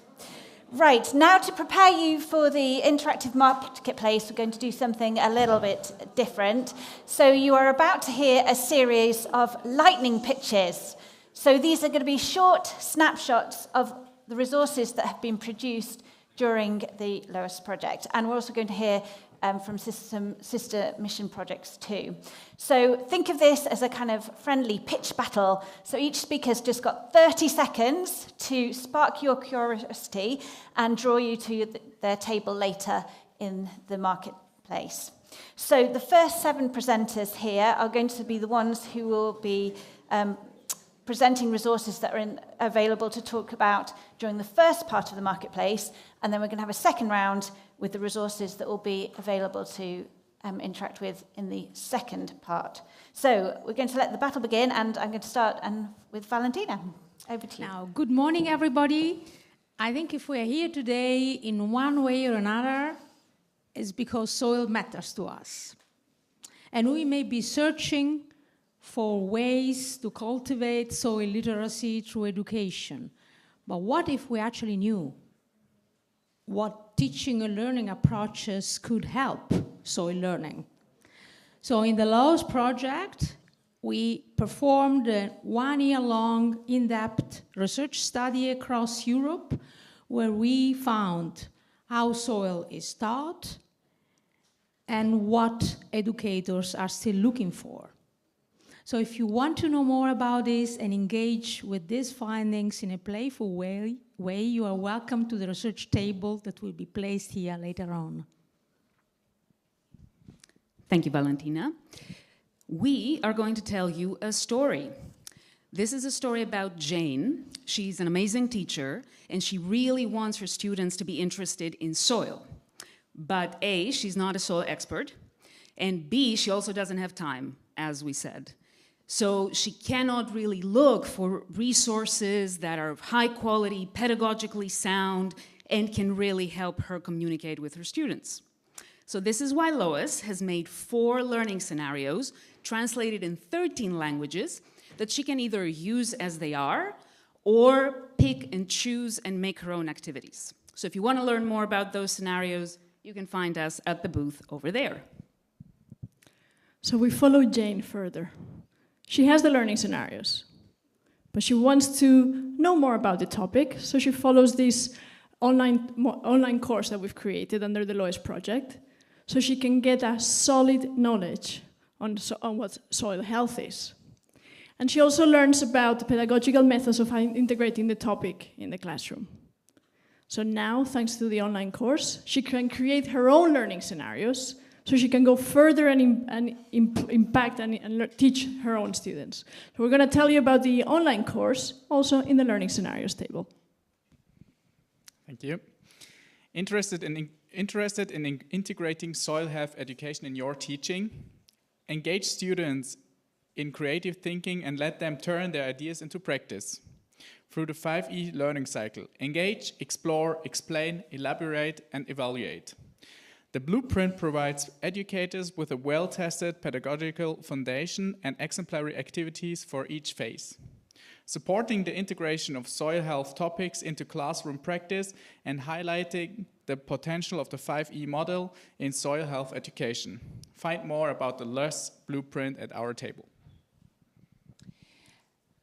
And we need teacher students. So these are the people who may or approximately will reach 2,000 people across their career. So we need them to understand how to teach soil literacy most effectively. And this should be based on education research, because education research is giving them an understanding of the meta level of good teaching. We heard a lot of different examples, recipes, how you can apply soil literacy or teach soil literacy to different audience. And teachers need to understand why they do it in this way, so that they will become able to create their good teaching themselves. And therefore, you can go to my stand and have a look at the Teach Education program and how we designed it for student teachers to become soil literate and good science teachers. Hi, everyone. Since morning, we have heard about there's a lot of issue with soil education and everything. So we have quite a lot of interesting examples across Europe that are already existent. They are just they're just isolated within their countries and not they don't travel yet across borders. So LOESS has compiled more than 60 plus case studies across 15 countries. Based on different educational levels, like primary, secondary, tertiary, vocational education, as well as for the general public. And you could come at our booth and scan and browse through all those educational levels for the case studies. But this is just not a library. It's kind of a growing resource. So if you are at our booth, you could browse through those case studies and also contribute with one of the examples that you have from your country or you have from your shared from your practice that you can contribute to the resource with. So yep, let's turn these local activities into a shared impact. Okay, thank you. Thanks, Saurav. For us, we want you to challenge us to grow a community-engaged research and learning project. So imagine if your students, through their degree programme, could improve their soil literacy and answer real community questions about soil health. That's community-engaged research and learning. As part of LOESS, we created resources for lecturers who want to try community-engaged research and learning for soil health in their own programmes. To show you how this works, come and tell us, myself and Claire, about your course and challenge us to come up with a project for you. If we can't help, we'll give you a sweet treat, I believe some chocolate.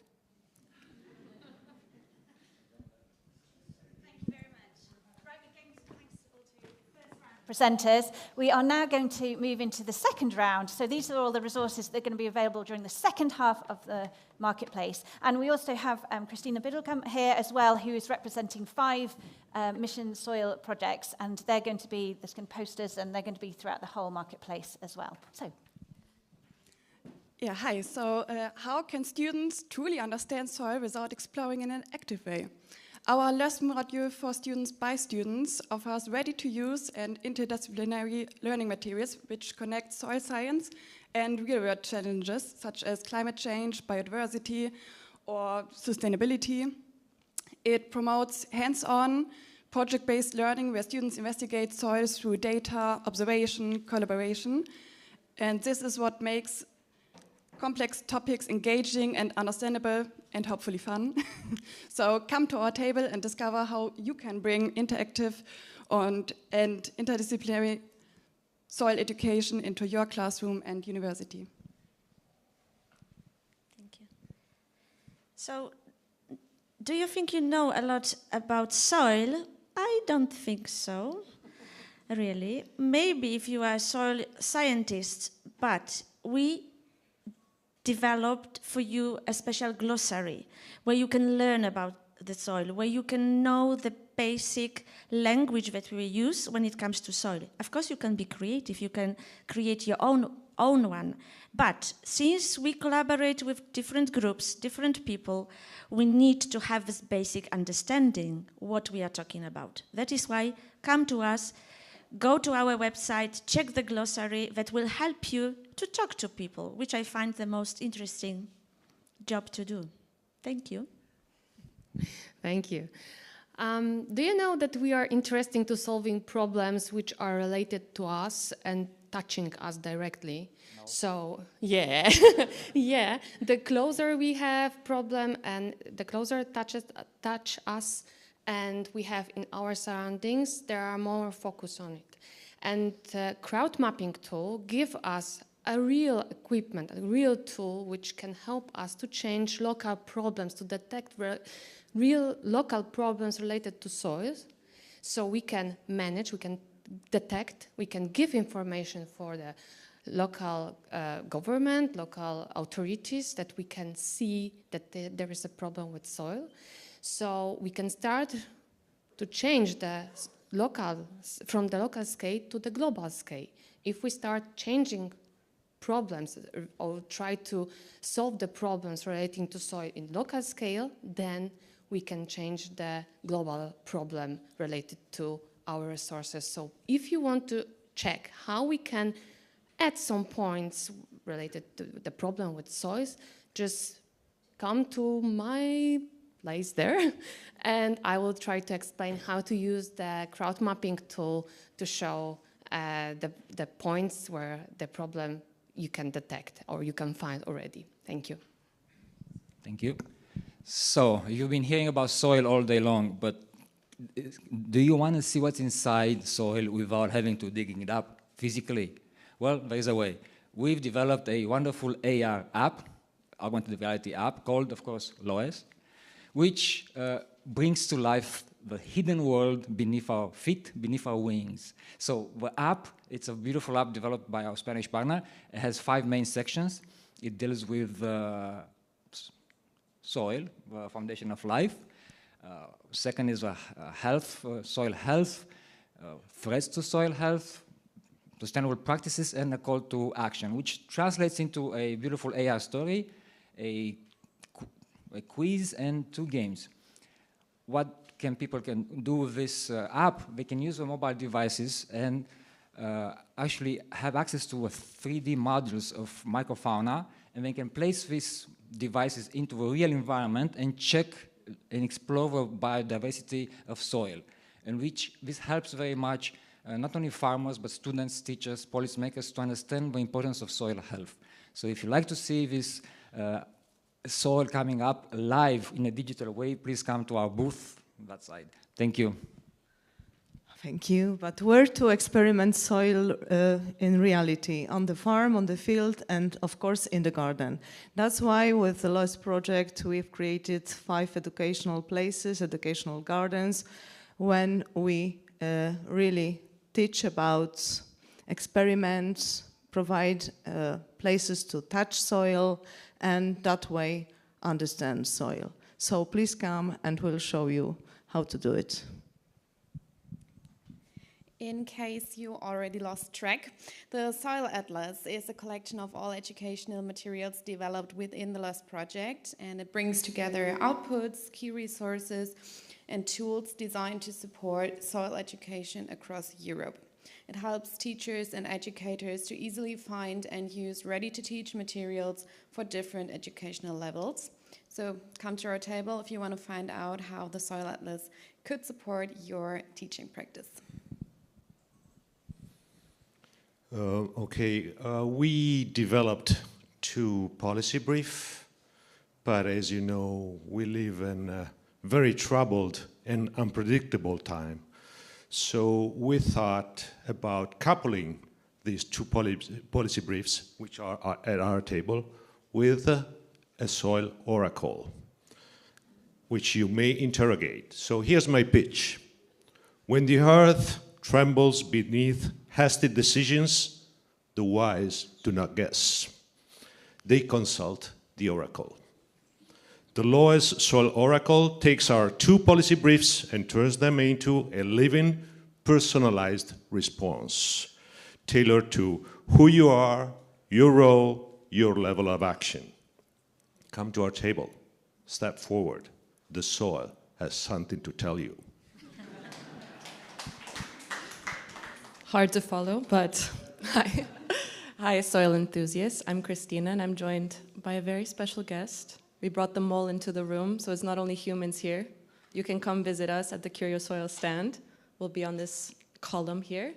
But I would also really like to invite you to look at the other Mission Soil projects that are here today. We're being joined by Living Soils, MB Soil, Javier is here.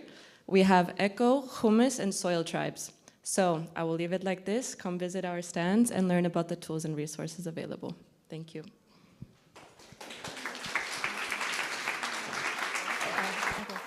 Thanks, everyone, for your brilliant pitches. So you'll be able to visit our marketplace in a little while. For everyone watching online, we'll be sending you links to all the resources, so you'll be able to explore those in your own time as well. So some of you, well, hopefully everyone has spotted the beautiful artwork that is at the back of the room as well as in the foyer area. And now you're going to meet the artist behind these pieces.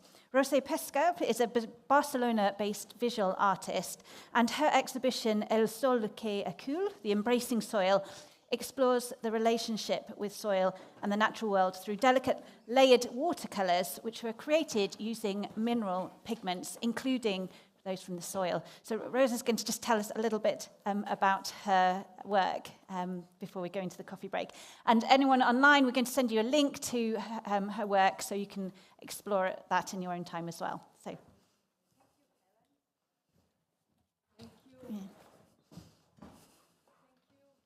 Also to the organization to invite me to present my work. I'm here the artist, the local artist, with my dirty hands. I use earth to work, and I brought you some of my tools where I work with mineral pigments, different kind of clay, earth. Oh, thank you. Because yes, now I will be an exhibition. I will be exhibiting. And here I make with something that from earth different. Help you too. Oh, we have more. Yes, please. And then here is the mineral pigment I use. It's some dishes. Some brush and different brushes. Even, okay. Even some brooms sometimes to clean towels or whatever, sponges, and it's a way of using the body, because I think our society has a big problem with touching things. It's like we are going with our chop head. We don't use the body. We don't touch the earth. And that's a big problem. Everything is far away from us. Like here, I brought, I'm from the material culture. You speak now. Oh, I brought this image. This is the wall as we see more. The globe is an image of the wall. This is an image from the moon. It's so far away from us. And I propose to watch the wall this way, as a take care of our piece of earth, as a container of life. This is the opposite, the completely opposite. This is too far away, and this is our local, the thing we can take care. And this is the vision I offer. And in my paintings, I offer also the vision of to bow the earth, to bow the ground and the soil. I present the soil in front of us like a reverence. This verticality gives us a sense of reverence And okay. Thank you. Thank you. Thank you very much, Rosa. We'll enjoy looking at all your pieces in more detail. Right, it's now time for a coffee break. That's going to be outside. We'd ask you, we're actually going to be transforming this room for the marketplace, so please don't leave any belongings on your chairs, so please take them with you. For everyone watching online, we're now going to take a break, and we welcome you back at 16:15, so 4:15, so we hope you will join us again there. So everyone who is here in Barcelona, after the break, we're going to be inviting you back in to here for the interactive marketplace. Then we will have lunch, and then we're going to have our breakout sessions, which will again be in this room, which will be transformed again.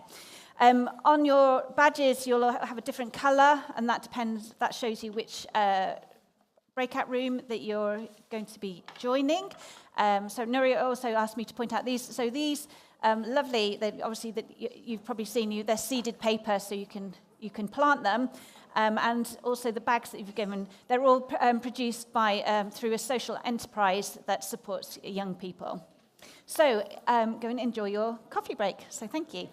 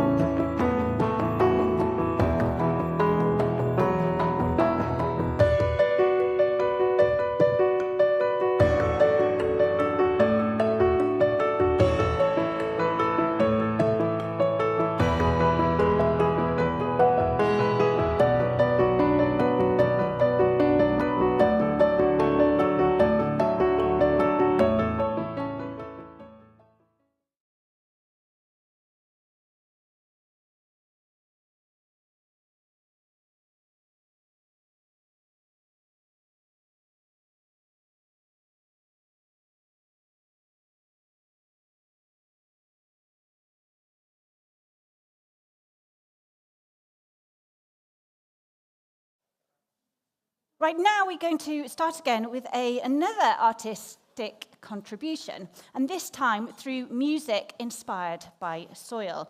And we have a piece by Ensemble Soil, and it is an interdisciplinary project from Austria that brings together contemporary music, electronic media, light art, and scientific perspectives to explore soil ecology and the hidden networks beneath our feet. And Suzanne Capellari, who's a partner in the LOESS project from the University of Innsbruck, has been supporting the project from a scientific perspective. And although obviously the musicians couldn't be with us today, they have kindly put together a recording for us.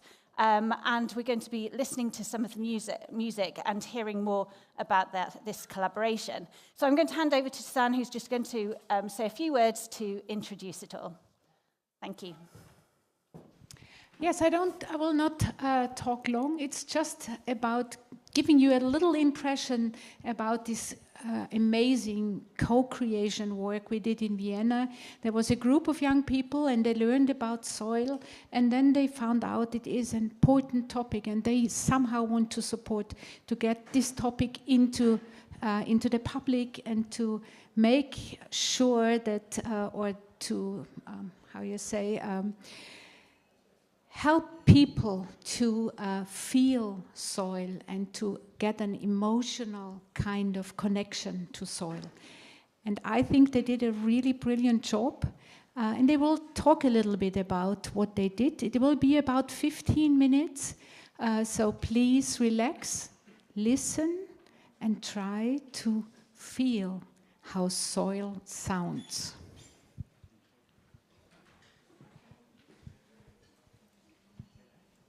From the Underground is centered around the topic of soil from an artistic perspective, on the impact of human activity on biodiversity and the complex but fascinating interaction of soil organisms. The project uses different methods to demonstrate how essential healthy soils are for life on our planet, and aims to raise awareness on the need for mindful, sustainable use of this vital resource. 5 musicians from the Mintio Space Art Collective formed an ensemble early in 2025, have been working on soil ever since. Collaborating with biologist Susanne Capellari and other experts as well, enriches the artistic process with solid scientific facts that flow directly into the musicians' work. For this video production, we aim to present 4 excerpts from compositions, each highlighting a different aspect of soil. My piece is called Gute Gründe, which means both good grounds and good reasons in German. And it's about grounding on the one hand, so this physical way of connecting to the ground. On the other hand, it's about the fragility and the vulnerability of the soil system. I'm trying to portray the ground as a permeable, vibrating, living being with its own pulse. And I think you can also hear the sense of guilt that I have as part of humanity towards this vulnerable soil system. In the excerpt you're hearing, I want to take you into the ground the way the water does in healthy soil, slowly sinking in until you're fully part of it.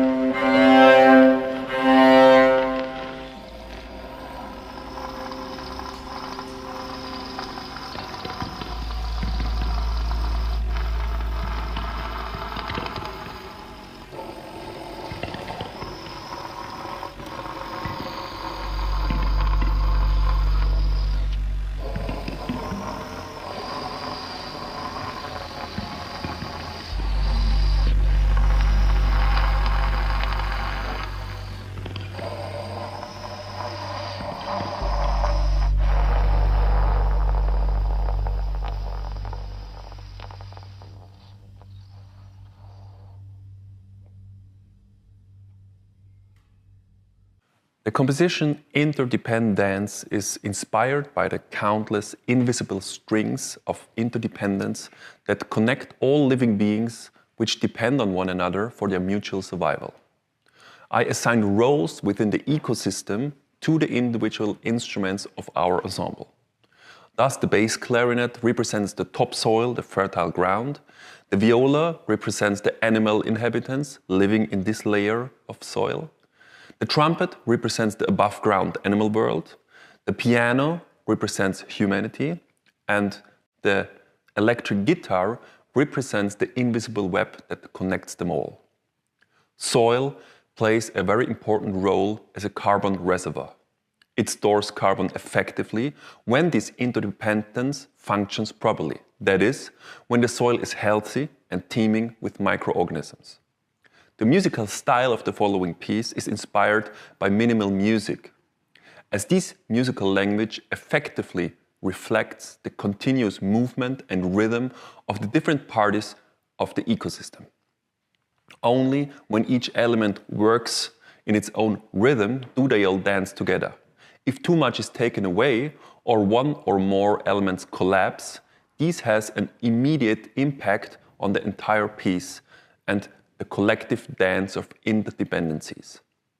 The wood used in the beginning and the end of the piece is a carbon reservoir from the Vienna woods and will one day become humus again.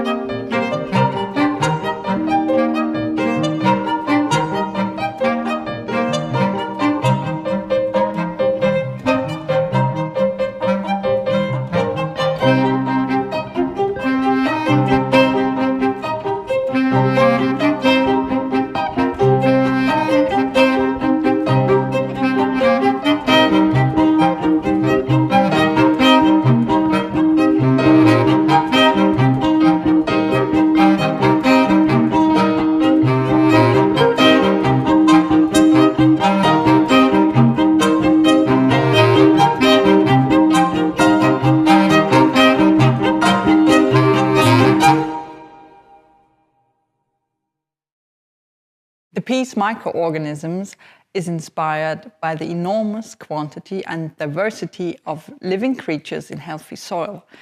You can imagine taking a magnifying glass and look underneath yourself. The longer you look, the more you discover. In the case of my piece, the closer you listen, the more various sounds and creatures you may experience.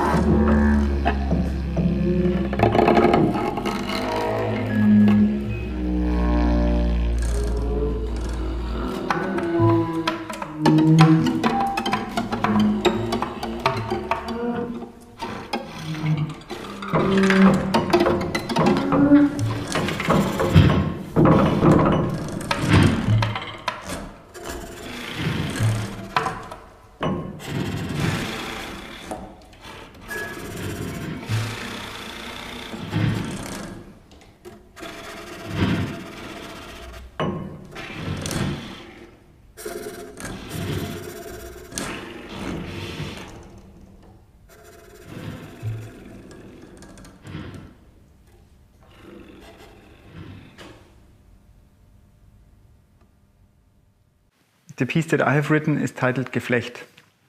It is an artistic exploration of the wood wide web, the hidden and underground network where trees and plants communicate through the root system and the mycelium.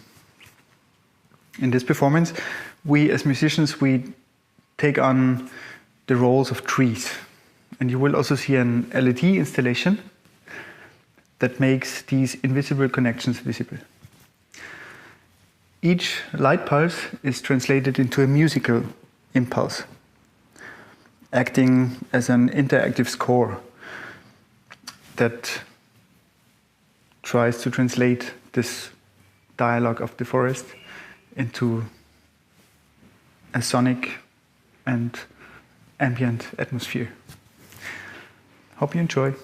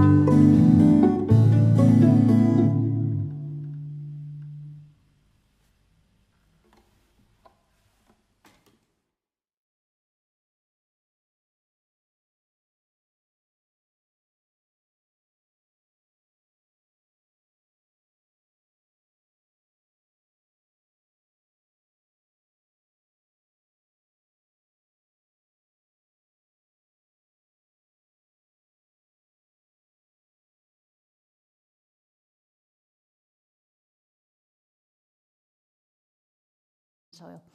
And I'm going to hand straight over to Norbert, who's going to lead this session, and invite all the speakers who are involved up on stage as well.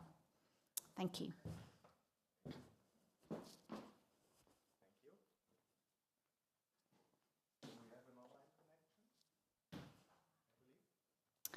I'm sure the last message I got was pictures there, but no sound.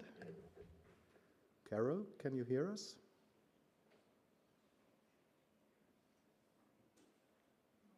Oops. Then I would like to invite all speakers to the floor here. So we have representatives from Mission Soil projects. To be honest, I'm not sure who will it be, because there were some later. No one here? You? No worries. There you are. Yeah. Yes, please, help me. Although I know almost every name. We have been in contact before. Do we have enough chairs? There are the names. No, wasn't there six? Yeah, well, one online, yes. So I'm really happy to have you here. My first question would have been for Carol, but she's not connected yet. Okay. There you are. Can you hear us, Carol? Yes, I can. And now we hear you. So we're very happy to have you with us as policy officer in the Mission Soil for our projects. Yes, so I'm not sure how you were able to join our morning session and listen to what was presented, but at least I believe you were able to listen to the music we had. So giving this connection of arts and soil and arts and probably education, but we're talking about education here. And with representatives here from different Mission Soil projects who all have this education and training aspect in their portfolio of activities. You know that we from LOESS started first with this approach, and our partners here started a little bit later. And no, but sorry, I've just been informed. I need to speak to the microphone or use that for the live streaming. So. Okay, so it's for, then I have to switch it on. Yes. So thank you very much for joining us here. What we have seen is that soil has gained attention thanks to the Mission Soil activities. Just my first question, keep it simple. Although it has gained attention, it's not really recognized in the education system. But let me start first. Are you satisfied with the Mission Soil on educational aspects as far as it has developed now? Carol, what do you think? You know, well, yes, please. No, please. There is a. We had a couple of questions in advance to discuss, and I hope I'm not, getting from the side now in, but I try to keep it as an open discussion here. So, what do you think? What is your impression of Mission Soil, and especially related to the focus of education and raising soil health awareness? Yeah, if you allow me, I would like to recall some elements. Well, before starting, I would like to say good afternoon to all participants, because I didn't have the opportunity this morning. So my name is Carole Esclapez, and I joined the unit for research and innovation in DG Agri and the Mission Soil Secretariat only some months ago. So I haven't had the pleasure to meet you before this meeting. And I wanted to thank you for the invitation. I would have loved to join you on site and to meet you in person and to be able to visit the marketplace and to attend the breakout sessions. But to reply to your question, I could follow the online first panel this morning. It was really interesting. And before replying exactly to your question focused on education, education is part of the whole soil literacy action of the mission soil. So I would like to recall some elements of our action on soil literacy, if you allow me to take some minutes to do that. Is it okay for you? Now you don't hear me. Yeah, you're back. Okay, so give a thumbs up and please continue. Yeah, because from the beginning, the soil mission has identified the soil literacy as a key aspect to change behavioral behaviors in the society and to achieve soil health improvements. So it's one of the 8 aims of the soil mission. And by soil literacy, we mean both a popular awareness about the importance of soil and specialized and practice-oriented knowledge related to achieving soil health. The success of the mission depends on action undertaken by citizens at all levels. And to achieve that, it depends also, relies also on teachers and inspires them to involve soil topics in their teaching. And since the beginning of the mission, so since 2021, we have funded projects to focus on communication and stakeholder engagement. So among the more than 60 projects funded until now, 8 focused on soil literacy. So your LOESS is among them. And I think that many of the other ones are present today in your symposium because I've listed NB Soil, Credible, Eco, Humus, LOESS, Curious Soil, Soilscape, and Soil Tribes. And they are also working together already. You are working already together in the cluster communication and stakeholder engagement. And it's very important for us to have this collaboration between you and your activities. I will skip things that I had prepared to jumping to the fact that even if we have already done many things under the mission soil since it starts, which we are only at the midterm of the mission soil because it was launched in 2021 to 2030. And we are feeling that the mission is still in the research cycle since the first projects that we have funded are just ending now and producing first results. And we recognize that we have to make efforts to reach out and to improve citizen engagement. So we are working on the deployment phase now, reflecting on how we can align efforts among mission soil projects, how we can coordinate synergies between the project, and how we can further disseminate through many initiatives we have. So there is, for example, the Soil-Wise project, which is gathering all the results and materials produced. We will have also the Knowledge Hub in the future Mission Soil website. And we have also an increasing Mission Soil community with already more than 3,500 manifesto signatories, also 37 ambassadors selected, and always more mission soil projects. I wanted to say also that we are completing an assessment exercise of the missions this year, and the mission is well on track regarding its main objective.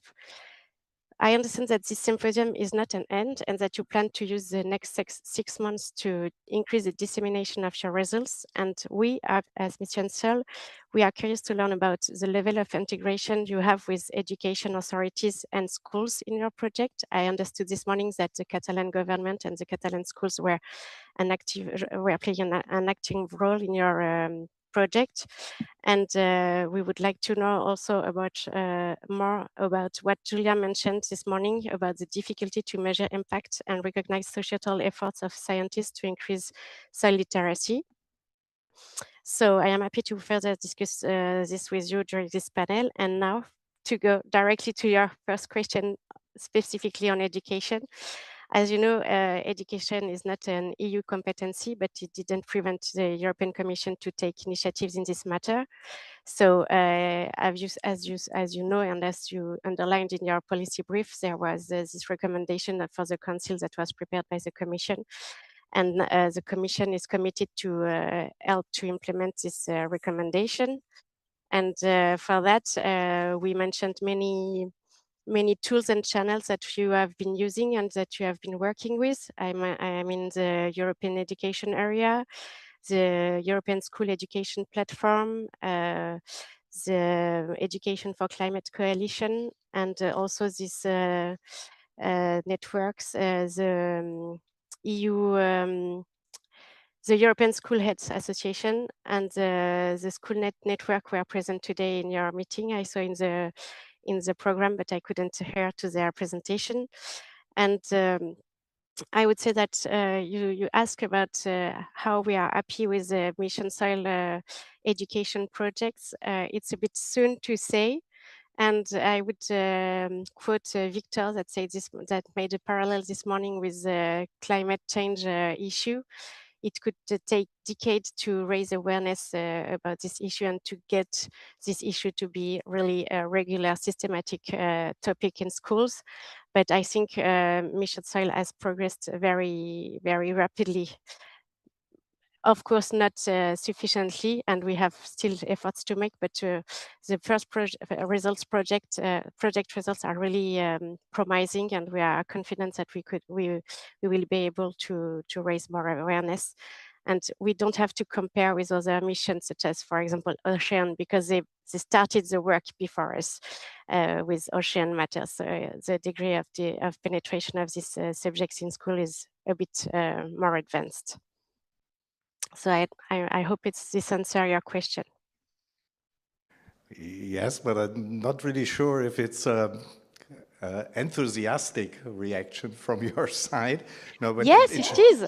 Okay, so that's great. Yes, definitely. It's, I maybe didn't tell it enough, but the policy brief you made are really relevant because you focused at different level, macro, micro and micro level, macro and micro level needs, and also you focused on different decision-making levels.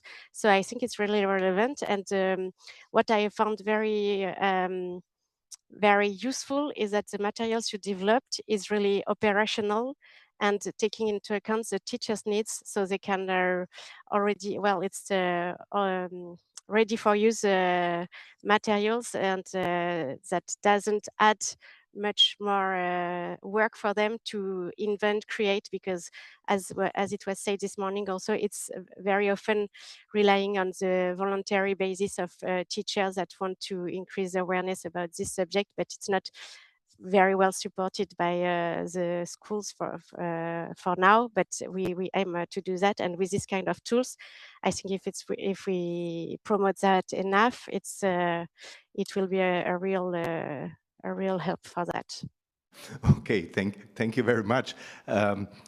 You already addressed one of the difficult aspects that soil awareness and soil literacy addresses education, which lies not in the field of research, at least not in the first, and maybe we can come back to that later on.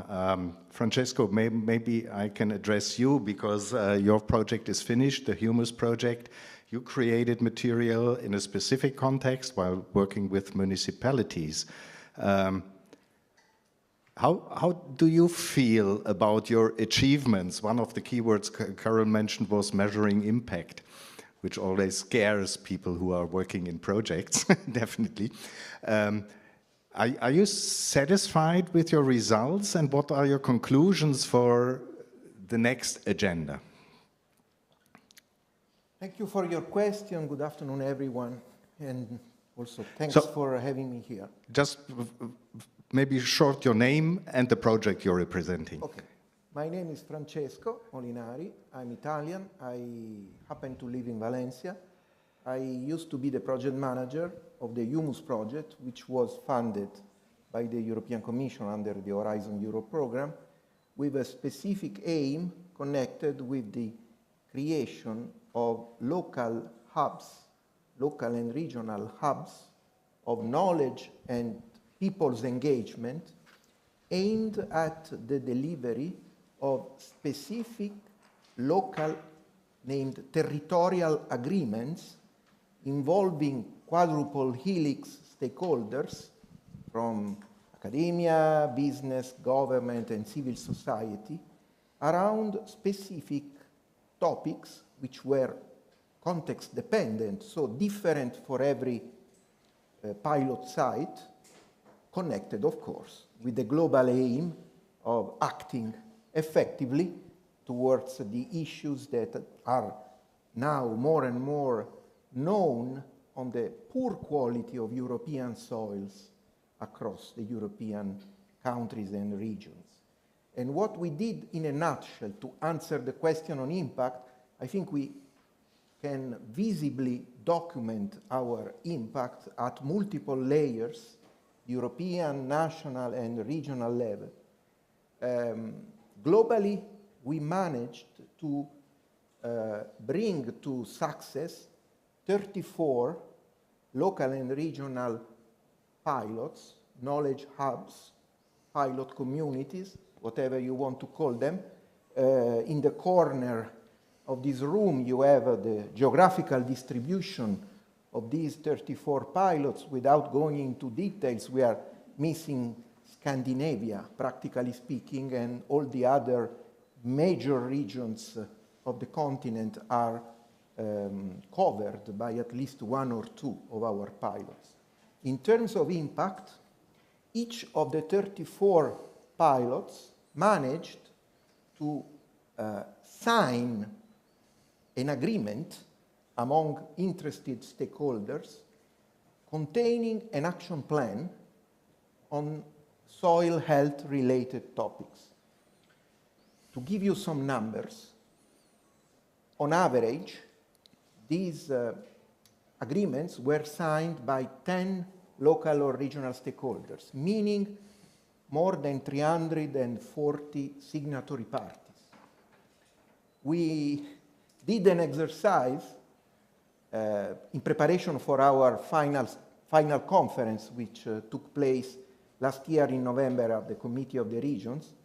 We counted, more or less, the number of events we organized in the context of those pilots and the number of stakeholders and citizens involved, engaged by those events.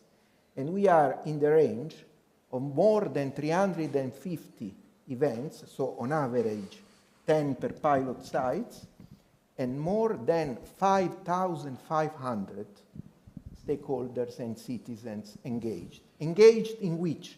In soil literacy activities, awareness raising, experiments of citizen science, experiments of engaging multiple audiences, like I said, but mostly at the local and or regional levels. And in a nutshell, the most important impacts that we have managed to reach and document in our project, all the materials can be downloaded freely from our website, humus-project.eu, can be documented at the European level. I think we gave a great push to the vision that by engaging people and communities at the local level, there can be significant progress, at least at the level of reciprocal engagement in action plans to act effectively on soil-related issues, despite all the controversial issues that very often put legitimate interests in contrast with one another. And also we send an important message, and I'm finished, to the national governments and the regional governments that they themselves can and should become owners of this vision, because what has functioned in an exemplary way at the European level in 34 demonstrators, if we go narrow to the level of a single state or a single region, can indeed be more effective while adopting methods and tools that are, like I said, freely available on our official website. Thank you. Thank you very much, Francesco. You mentioned knowledge hubs. Others call it communities of practice. And they contribute definitely, what I can see from all projects, to soil health awareness. When looking into the next step, beyond awareness, talking about education, yeah, and changing the educational system as a really high topic. What is your experience, Julia, with these communities of practice, and how do you think they can contribute to the next steps when thinking about these improvements we want to reach regarding soil health? Short introduction. Yes, sure. Yeah. Julia, buongiorno, and does it work? No. Yeah? Yes. Yeah, now yes. I'm Julia Buongiorno, and I'm involved in the Soil Tribes project. And Soil Tribes really tries to also make an impact at more local level. So actually in this way is quite well aligned to the Humus project by empowering different stakeholders at the level of municipalities, but also at the level of just communities, communities of educators, communities of scientists, trainers, teachers as well, with different tools, so creative tools, arts, technology, and of course we do that with different gathering different stakeholders. One of the tools we have is creating this community of practice. So your question, well, it's interesting because I am part of Soil Tribes, which gathers community of practice, but I also have been in a community of practice myself. For example, I was involved in a community of practice of LOESS, and I'm also in a community of practice of Curious Soils. So I really think it really depends how the community of practice is managed, first of all, because, I think we really need to carefully think about, okay, what do we ask to the community of practice, how the community of practice is formed, what is the role of the community of practices, what is the role of the project towards the community of practice, and the role of the community of practice towards the project. So I think that sometimes, in some cases, it doesn't always work, in my opinion, but this is my personal opinion, because I think it's not only extracting from the community of practice, but it's also, the fact is about giving tools to the people present at the community of practices to indeed make impact. So at Soil Tribes, for example, what we do is that we offer also grants and really workshops and trainings to people of the community of practice to further develop their ideas and their what they already are doing at local levels in order to implement further their educational activities. So I think that as projects, if we really try to use this community of practices to inform each other, help each other, but also giving them tools to further develop their activities that are already putting in place or that they want to put in place, that can also really have a positive impact on the educational activities that they are doing already at the local level. Okay, yes. Yeah, was this clear? Okay, just we try to think forward. Because we now identified gaps and needs. We developed our training materials and educational materials on these identified needs. And therefore, I believe communities of practice are extremely important because you get the knowledge from those who really are practitioners and can directly give back to them, as you said, what is needed.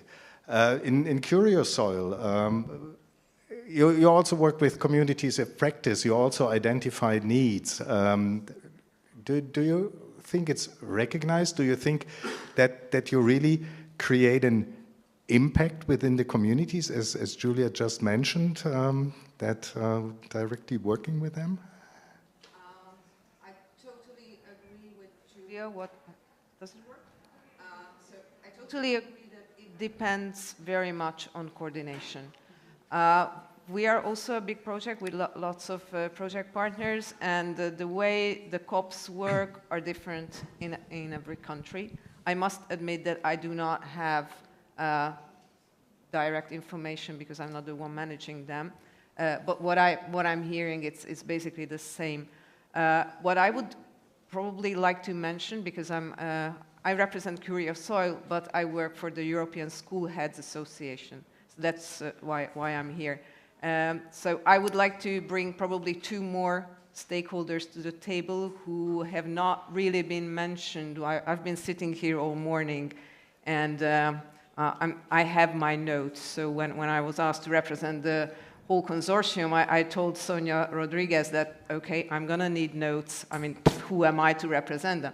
So I have my notes, and as I was listening to you all day, I was just ticking off everything that's been here, because you've been mentioning everything. And I said, okay, so I've nothing else left. Your guys, you are really a hard act to follow. But two stakeholders probably could be mentioned a bit more. And one is the school leader, the school head. In our MOOC, we have developed materials specifically for school heads on how to manage the kind of school where soil literacy is actually in the focus, how to do that very practically. And the other is the parent and the family. I have heard the word, but not enough. So one of my, I think, most meaningful contribution in Curious Soil was I was reviewing all the texts, and wherever I saw the word educator, I changed it to professional educator.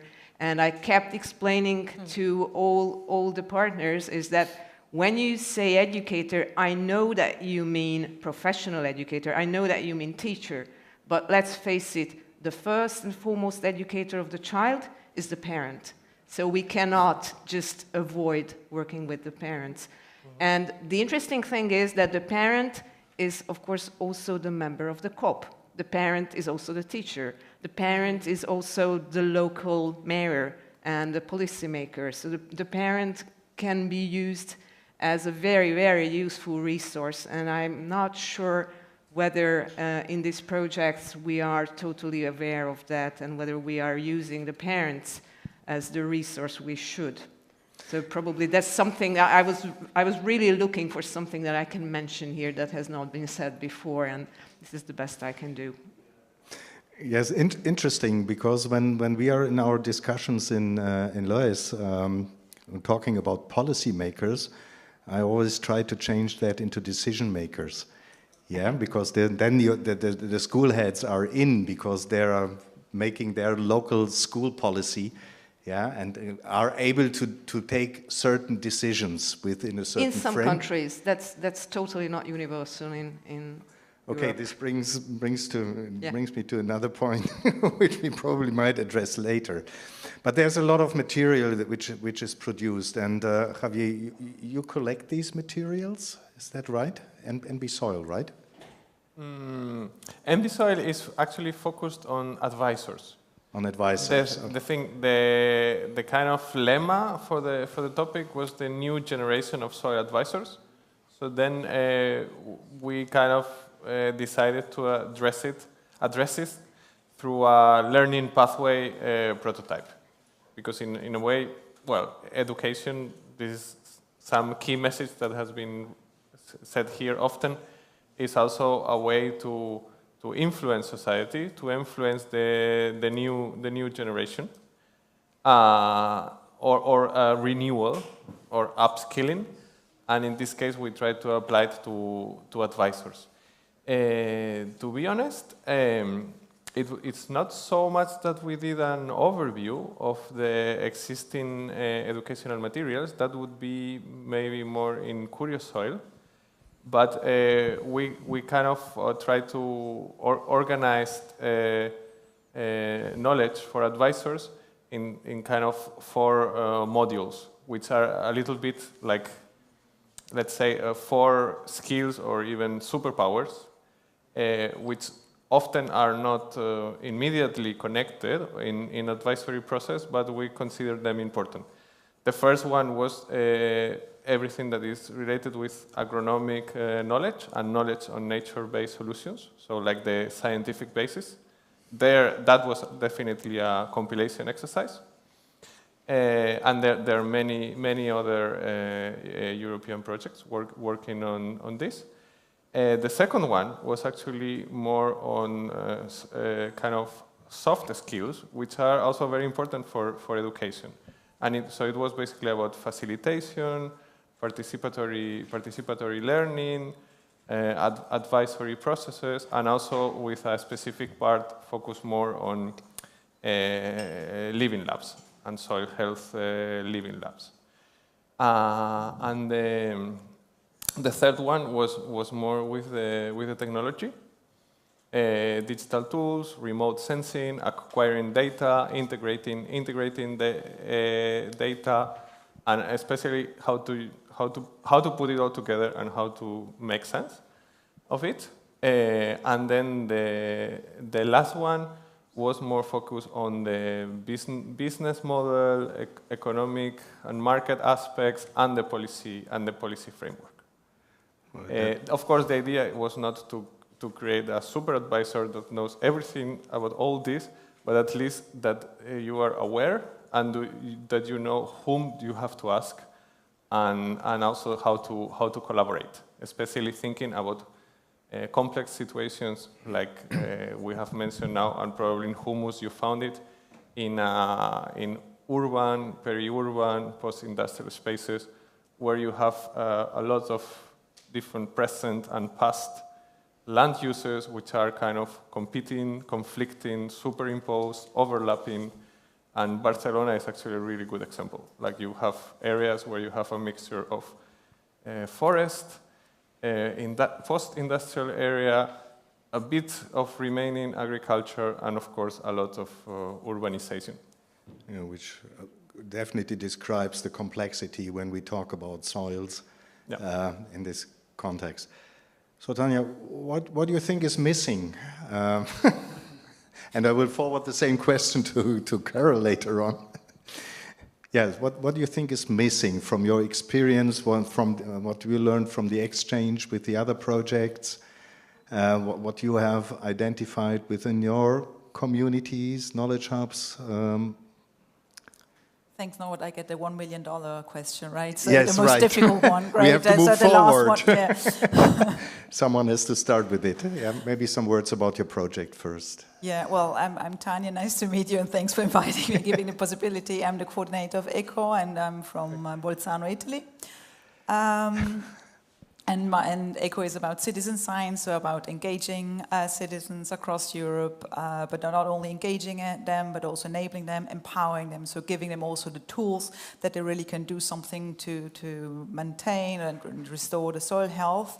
And now in the last phase, what we are trying also to do is just producing data, but also using data, so triggering also the interest and then giving also the citizens-generated data kind of value. So we're right now actually also calculating the real value of these citizen science-generated data, because in the end, all these data that we are generating, not only in ECHO, but in all this project, need to be used. And I think maybe this is, now that I'm talking and thinking at the same time, or at least trying to do that, is that this is most likely what is missing. I mean, we are trying to do, I mean, you will, if you have the chance to have a look at the post or on our website, all the data the citizens we are generating end up in a database, and called so long-term, as the Mission Soil of course wants, but we are the first ones that want this, a long-term repository, so a database where the data end up, but they are available open access, so everybody can look at it. Of course, every citizen can access their own data,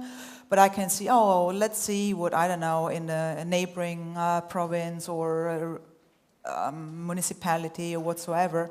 I can have a look, we are trying also, of course, then citizens ask, oh, what about the interpretation? And that's another thing missing. So I think gathering all the data in kind of, I know SoilWise is supposed to do that. We're working with SoilWise. We're working also with the GSC to see if this citizen science-generated data could be integrated, for instance, in Lucas or in other monitoring programs. I think the next step would be then a kind of tool for interpret the soils, all these soil data. I know our citizens, they are most likely bombarding us, but that's a negative word, so asking us a lot or several times. Oh, how about my results? What does it mean? What does a healthy soil mean? You know, of course, we have this definition. A healthy soil delivers a lot of ecosystem services and so on and so forth.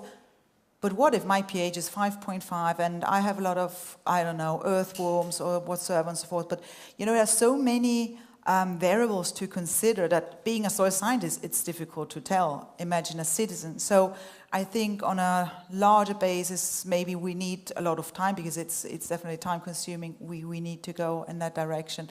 And I think maybe I was actually talking with Julia before that we need a kind of, maybe we have already, so just I'm not aware of, a kind of platform where we gather all the data and not only gathering, where it's also easy to take them, because I think that's also sometimes a constraint. Yeah, but in an interpreted way. What you just described is that there's a need for interpretation, for explanation, for all these small and sometimes really annoying questions, because they're always the same when you talk to different audiences. Yeah, so it seems that there's this kind of advisors, consultants, educators, but facilitators.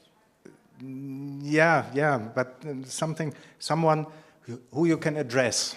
Yeah, so an educator probably has more distance to what is going on. Yeah, so maybe the kind of like we have like kind of ambassadors, so somebody in between us as scientists or project partners and let's say the end user, the citizens. So maybe the ambassadors could be those persons. I mean, also the mission soil, they have already ambassadors. Maybe though they are also closer to the citizens than maybe us, and they have maybe also different language, because also language, I think that's a really, really big issue that needs also to be taken into account. I mean, you have to talk the same language, not only if it's German, Italian, or English, but also the language has to be simple and easy to understand, so not a scientific, Right, but could this be a role for your members of the communities of practice? Yeah, to give them a role to. Yeah, I mean, we don't have a specific community of practice, but definitely yes.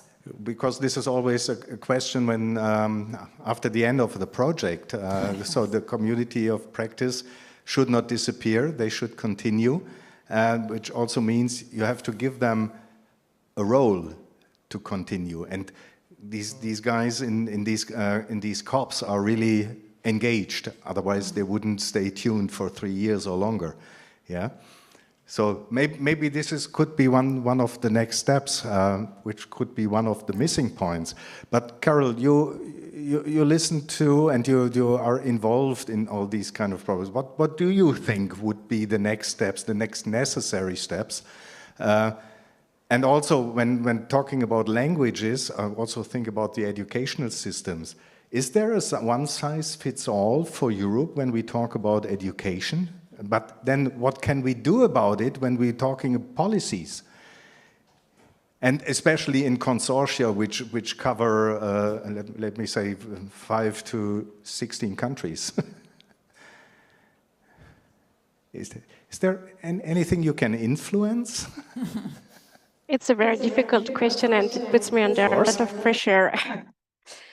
Yeah, I was listening to this ideas, next step for the communities of practice, and it's really important that it doesn't end with the project. And I think we could think about ideas to support your initiatives to make them more known, maybe, and also to link them with what happens at national levels, because the mission soils. We are active within the Secretariat at the European level, but we also have mirror groups at national levels and also national hubs. I think that the HECO project has collaboration with the Polish soil hub, if I'm not mistaken. So if they have a good experience with that, maybe they could give some idea on how to best collaborate at this level. And regarding your question about what we can do at the European level,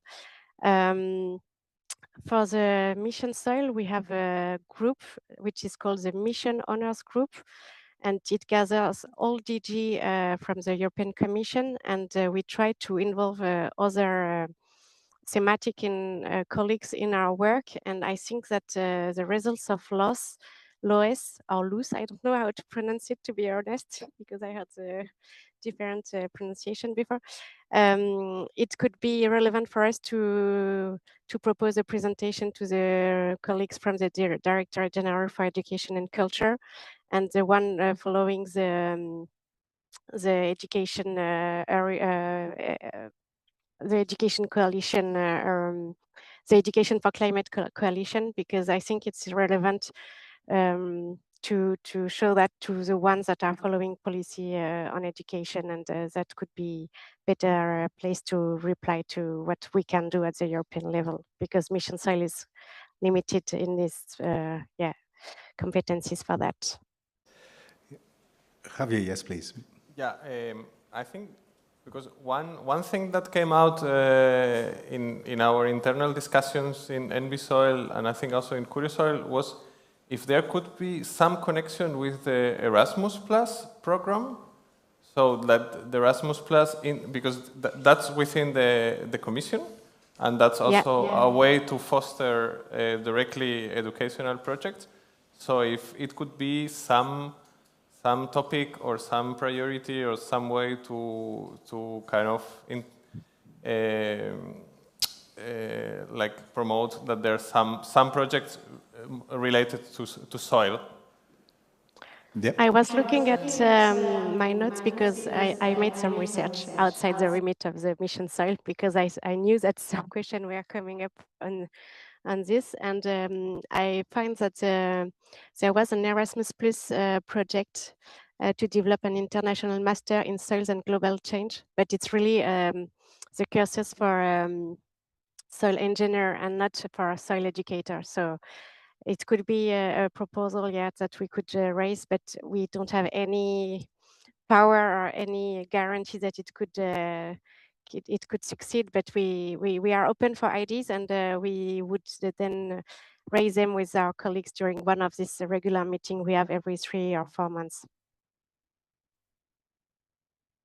This brings me back to a picture we had earlier this year. So soil is not an isolated topic. Yeah? It refers to climate change, it refers to food production and agriculture, even urban development is touching soil. But in all these different topics, soil comes somewhere on a lower layer. So with my agricultural background, although I do not like the picture of plowing, but just why not turning it upside down? Why not putting soil on top and then integrate climate, and then integrate urban planning, and then integrate food production?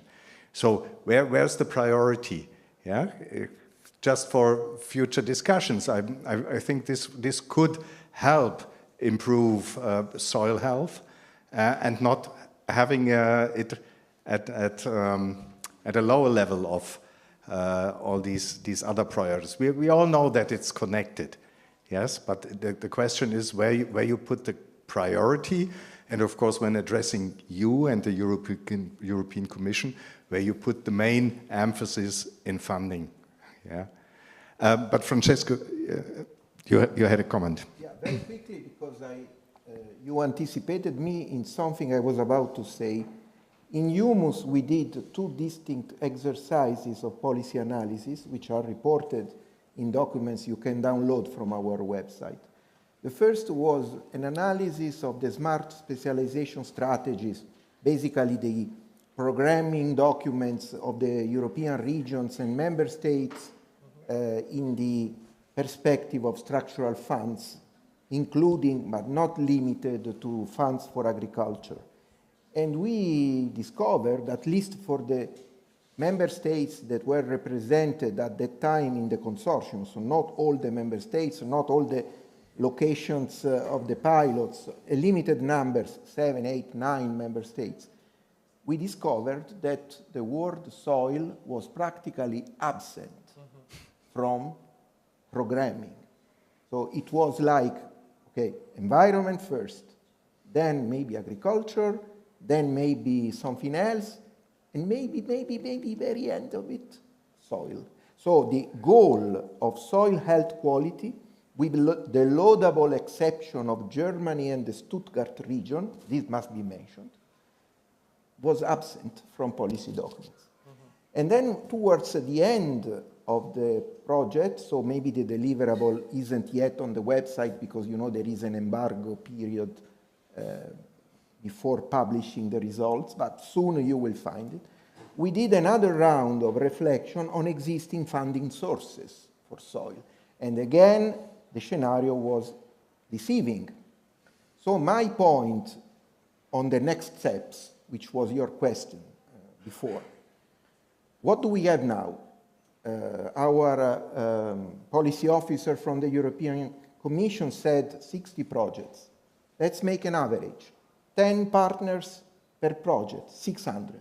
Let's make an average. Every project, every partner, how many people, contacts, entities may bring in? Thousands? Dozens of thousands? This is the community that laudably the European Commission could build during this multi-annual financial framework.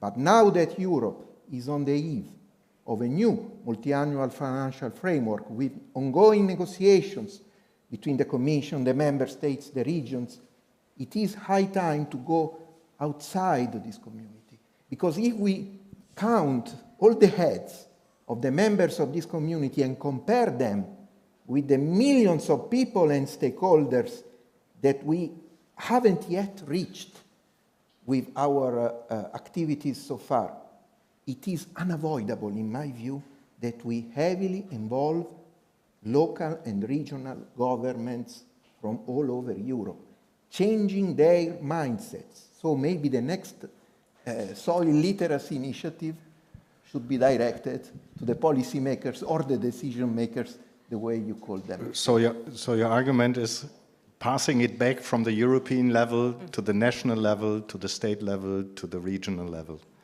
Okay, but you had a comment, please. Yeah, I would like to go completely the other way around, opening it up. Because the reason that we are sitting here now is because there is this, I think, great initiative in the Commission that they are linking the projects, so right.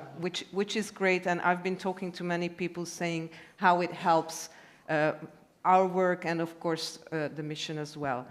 But I would go further. So if you ask European teachers, if you ask European school heads, what is their problem now, they're not going to tell you that soil literacy is missing. So that's not on their first or even, I don't know, hundredth list. They would say AI. Okay, they would say the lack of critical thinking. Teachers would say the parents. So that's true, I actually asked. So I think it would be great if all these huge and very hot topics would also be flipped, because what we see and the way we're developing our educational materials in Theory of Soil is how we can bring these new hot topics using soil as a wonderful example, a horizontal overarching topic. How can we use soil literacy to create parental engagement? How can we use it to build critical thinking? And if the EU agrees with this, and I hope they do, then we could see these big projects, this big funding going into cooperation and training professionals who are actually well-versed in the basics of this. Because to be totally honest, it's not really soil literacy we need to develop first. Critical thinking would be great, okay, in order to build on that soil literacy. And we can use soil literacy as a wonderful overarching example, because as we have been saying all through the day, it connects to everything. So it can be used for everything. So why not use it? You're absolutely right. Yes. So I think we all worked on this level when developing our activities. The other question definitely is when we're talking about soil literacy and education, and especially about soils, is a research program the right funder? We are very thankful for having it in the Horizon program, but there are other programs. You mentioned Erasmus+, but there are other funds available on the European level from, I just follow some remarks I received a bit earlier, structural funds, there's the CAP, there are, let me see, what else do we have, national and regional partnership plans, etc. So there are more possibilities than just research. Of course, this goes beyond your field of influence, Carol. Yes, you raise your finger, please. Yeah, because the soil issues, thanks to the soil mission project results, was integrated in many CAP strategic plans for this current programming period. So this begins to, to influence the other fundings, because CAP budget is the second one in the European budget, and I think 3/4 of the CAP strategic plans from the member states are dedicating measures to finance actions on soil health. And we are also part of the work to prepare a recommendation to the next CAP strategic recommendations. So we have a bit of influence to raise awareness about the soil health importance in the future funding for common agricultural policy at least. And also, I didn't mention it, but the adoption of the soil monitoring law last year is also a big step for us to raise awareness about what we have to do and how we can do it in the next years through national and regional level. One suggestion was look into critical thinking and putting that in. I definitely personally really like the multi-actor approach, which is for me extremely important to have it in, because then you get the bottom-up, the practitioners' views into the activities and maybe even into the development of funding schemes or certain proposals. And what you have mentioned is the topics probably should not compete, yeah. So, but they should be integrated, yeah. So, as you said, making soil and AI, making soil and food production, to not having them separated. Just like life, we do not separate like topics. Yes. We just live, right? We're getting close to our end. Are there any questions here from the group or from the online participants, or any comments? Andrea and Susanne, yes, please. I should not be the one to pass the microphone. Moderator shouldn't do that. Because you never get the microphone back. Yes, I will give it back to you. Yes, just an observation. Maybe your name. Yeah, Andrea Vargiu from University of Sassari, and I'm in the LOESS Consortium, specifically working on the policy briefs. The observation is this, is that if we look back to the progress we have witnessed across the different framework programs, there is an interesting evolution. I remember the first projects I participated in, most projects, they were like siloed. Now we have this new thing which is very laudable in this Horizon Europe. For the first time, we were not only encouraged, but pushed to collaborate across projects. That must be remarked is a very, very interesting advancement, and I think this is already producing a lot.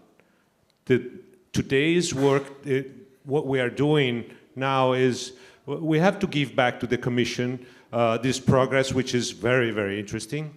Besides the fact that also Horizon Europe enables us to work outside of disciplines. And that's another thing. Very often in national research projects and national research program, we are pushed in working in disciplines in siloed. So I think this must be remarked. And so this connection, which is horizontal synchronous connection, is very interesting. Now, what we're observing and we've been seeing in these days, and today especially, is that we, all these projects are producing processes. They are activating community of practice, they are activating different things going on. And what comes out as an interesting thing is to keep what is going on. So they don't end with the projects. And this is the challenge, because we are understanding that not only impact is important as results, but the process is a result itself. The very thing that we're pulling people, agencies, actors together, and this is part of our effort. So it's really a pity that a lot of effort goes into getting the machine going, and then maybe the community of practice will go on, maybe let's do something. So I don't know whether there is any mechanism that could allow for the continuation, the structural continuation. So having this asynchronous alignment of different people and processes across time beyond the lifetime of the projects. This would be a very interesting step forward in this very, very good progress that I think the EC Commission has made so far. Okay, thank you. Will you pass the microphone to Susanne, please? Yeah, maybe just to answer. Your name and your organization for Carol, my name please. is Susanne Capillari. I'm at the University of Innsbruck, and I'm science education, biology education, professor in biology education. I want just answer to your comment, and what I think that is an important impact for all the projects is that every person who has worked in this community of practice, every institution who has worked in this consortium or now communicating with other projects and other consortia has changed. So there are people who have changed. Also the musicians we heard now, they have changed. So there will be something going on differently as it was before. And I think that is an important aspect. And in terms of critical thinking, because I'm in education, so actually you can't learn how to think critically without a context. So you need to learn, you can only learn critical thinking, for example, in a topic like address soil, because then you develop the knowledge that is needed, that you can put forward to think critically. So I think it's not an either or. We have to train people to think critically, and soil may come second. It is, you can use the topic soil and all these interconnections for students to learn how to think critically and to learn how to use AI and not use AI, and what could be a problem when using it, and also how to face climate change. So I think that's it's not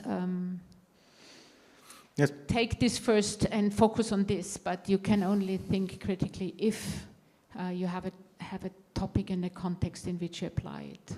That's definitely a good point, talking about processes, talking about learnings. We have community engaged research and learning as part of our LOESS project. And these are elements which we developed within our soil-related projects, but they can be applied in other topics as well. Yeah, so this is something which can be transferred into other environments, as it happened with science and science in, science with and for, responsible research and research and innovation, and now the multi-actor approach. There's development, and there's engagement, and I think this is what we should keep. We benefited from that, and our target audiences also benefited from being involved. Raised awareness, raised capacities, raised skills in working in their personal environment, and I think this is a success we can all report from our projects. Time is running. Do you want to have a last word, Carol? You're the official here. No, you don't have to. Sorry, I don't want to force you. No, it was really a pleasure to listen to you. I was a bit frustrated not to be able to follow the breakout sessions, to be honest. And for a more personal note, I have forwarded your material to my kids' school, and they are working on it. But they were a bit disappointed there was no French version. Okay, for so now. For now. Okay, so that's definitely on the list. And we check the budget, and if it No, still but will I think be... with the AI tools, you can use, I answered them that they can use automatic translation tools to use it. Okay, so then, having a look at the time, I want to thank our panelists. I want to thank you, Carol. I want to thank the audience here in the room, but also thank you to all those who participated online. I want to thank ACUP and the ACUP team for organizing this event. And I'm close to close the thing. Would you mind to give me the apple and the knife? I will tell you a story at the end. So it's yours. So do you want me to finish, or do you want to make some last words? Yes, because we've got a few more contributions. So I'll give you the final word just in a little while. Okay, so I'm sorry for that. But thank you, everyone. So thank you very much for participating. Great.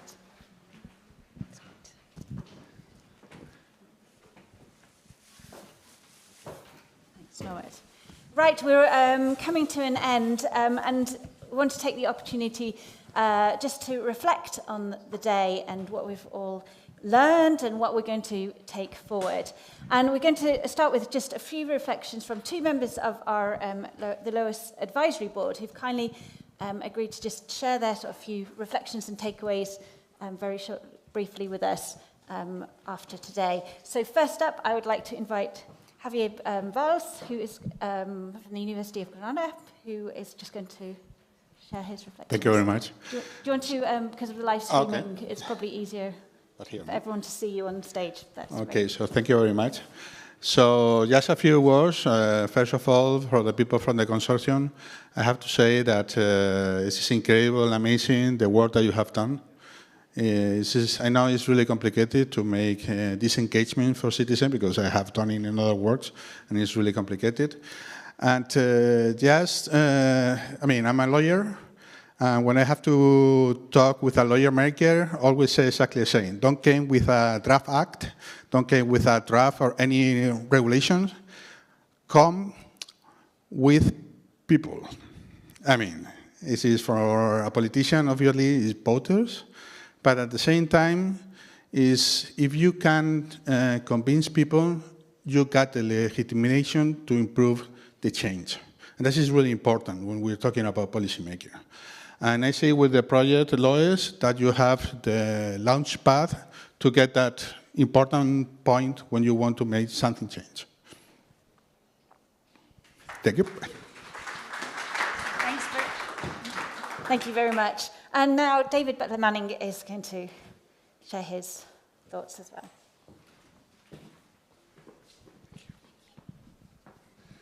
So yeah, I was asked to make a very short comment, so I will keep it short. Rather than focusing too much on the content, we've been talking about the content all day long, so I don't want to recap too much on that.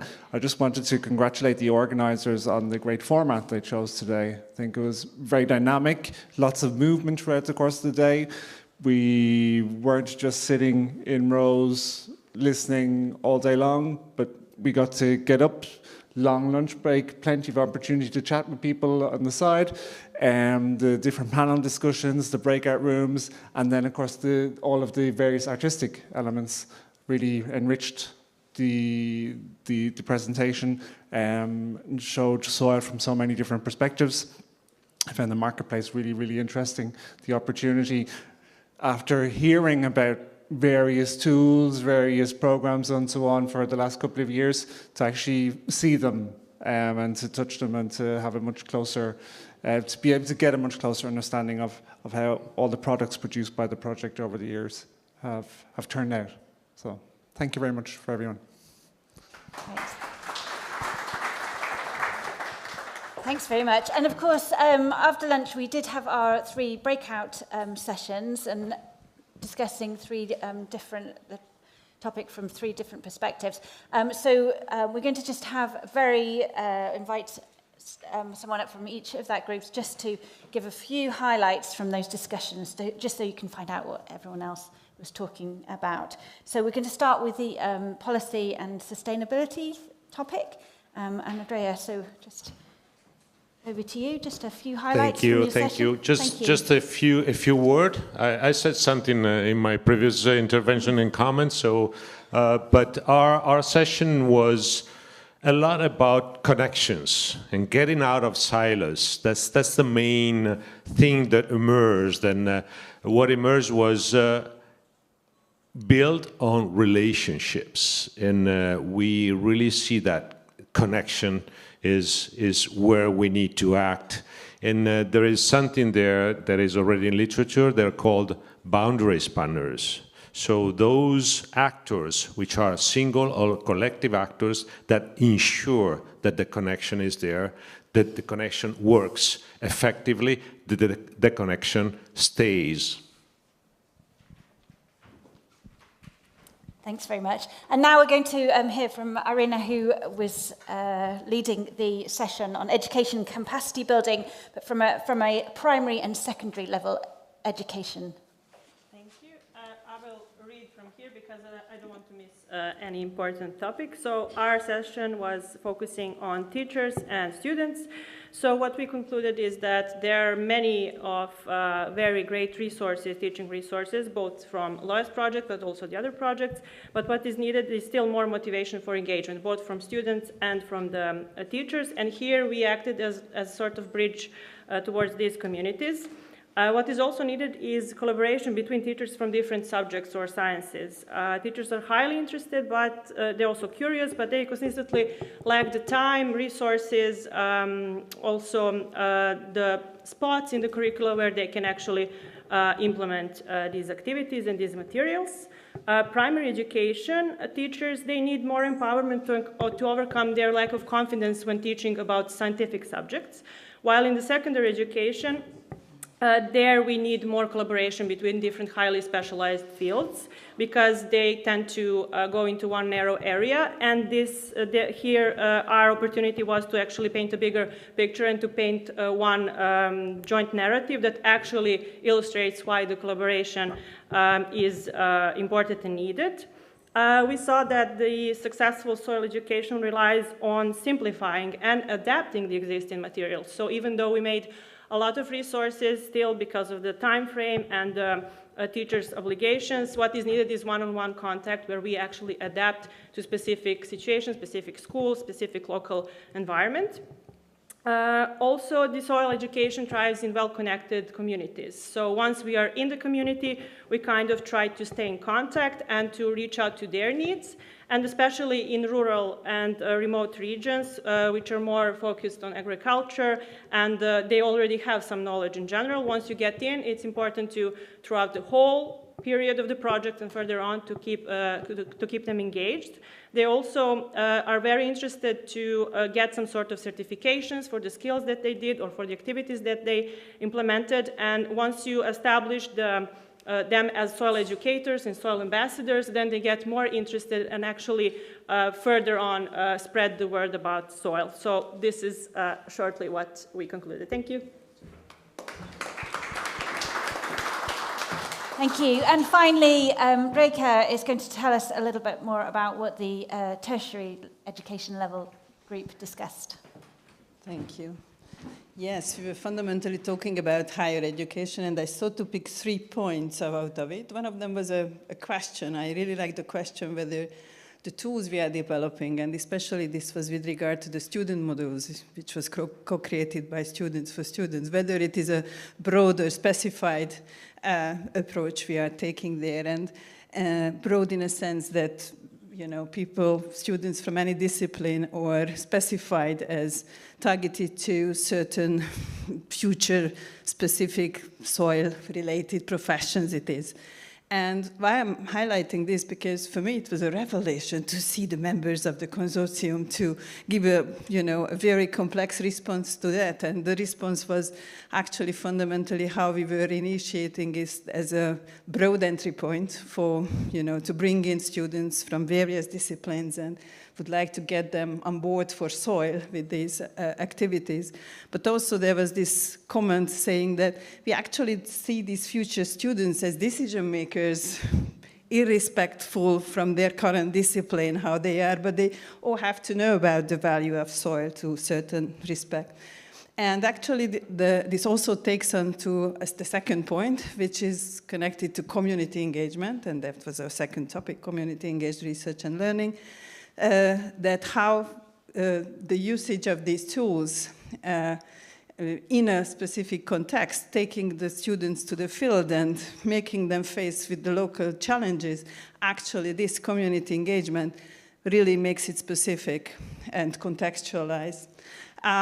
We had a mentee, and that mentee showed that we probably had a very pro-SERP, pro-community engagement audience. Almost everybody said that it has a high importance to do and apply this sort of methodology in higher education, and this is going to serve not only the lecturers and the students, but the society and the soil as well, and even the, contribute to the general legitimacy level of higher education. And there was a lot of benefits and praises towards SERL in this online responses, for sure.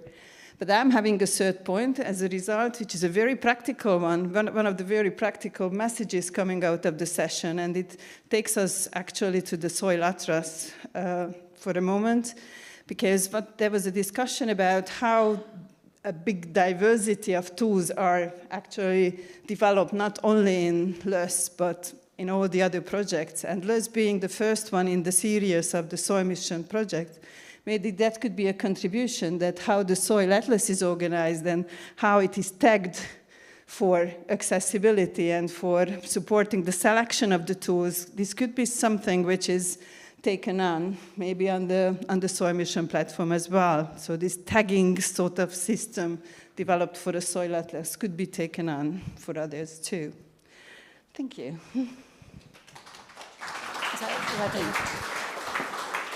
Thank you very much. Now we'd like to ask you, the audience, as well, what your reflections are. And I'm going to ask the technician to bring up, we've got a Menti questionnaire for you. It's only got 2 questions, and let me move out of the way. So please go onto your phones. You can use the QR code there, or just go to menti.com and put in the code 27531326. Got 2 questions, so So the first one, after today, how would you describe your soil health mindset right now in 1 or 2 words? So you can use soil-related words, or anything else. Inspired, great.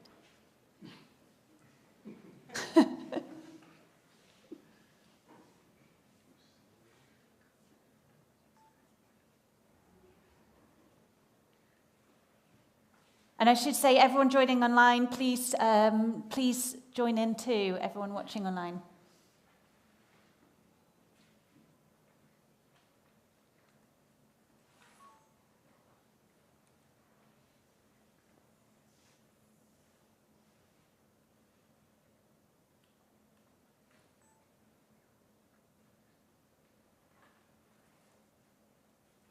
Digging the topic, excellent.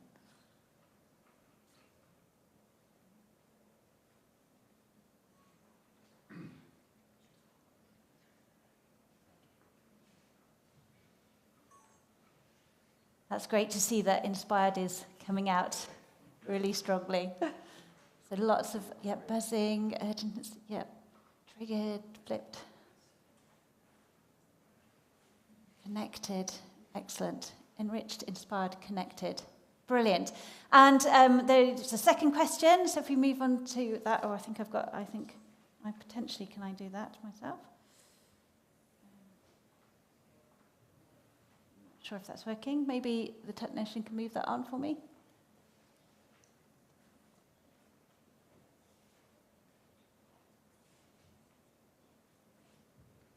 Can we move on to the next question at all?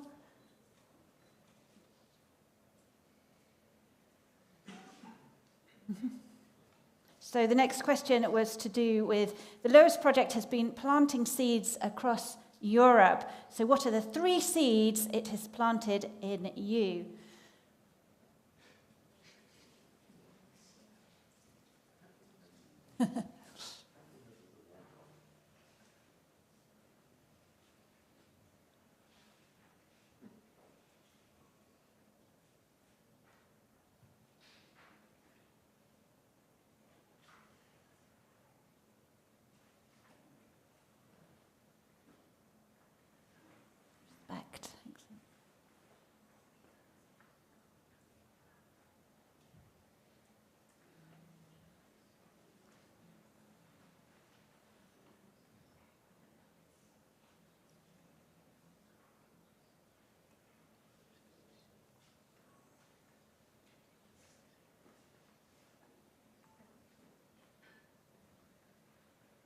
Connections, knowledge, community, collaboration, critical thinking.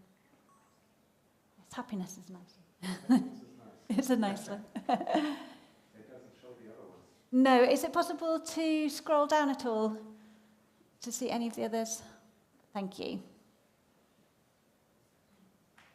Perhaps even a little more. Lots of connections, excellent. That's definitely been a theme for today as well. Brilliant, thank you very much. Right, it is time to bring the session today to a close. I would like to thank all of you for all your energy, for your ideas and engagement throughout the day. And also, I'd like to thank everyone for joining us online as well. A huge thanks to all the speakers and the contributors who have helped make this day very thoughtful and inspiring. And also a huge thanks to Nuria and the team at Outcoop for organising and hosting us here today. They've done a fantastic job. I've also been asked to remind you all about LOESS's social media accounts, so please follow us. We're on most things, but the main ones are LinkedIn, TikTok, and Instagram. So please, if you're not following us, please do, because we're going to be posting lots, and particularly I know we've been recording a lot of content today as well, so that will be coming up. Also, just a message to LOESS partners, we're actually going to be taking a group photograph afterwards, and while we've got the photographer here, so please don't run off but immediately afterwards. So I'm now just going to hand over to Norbert for the final word. So thank you. Final word. Thank you very much.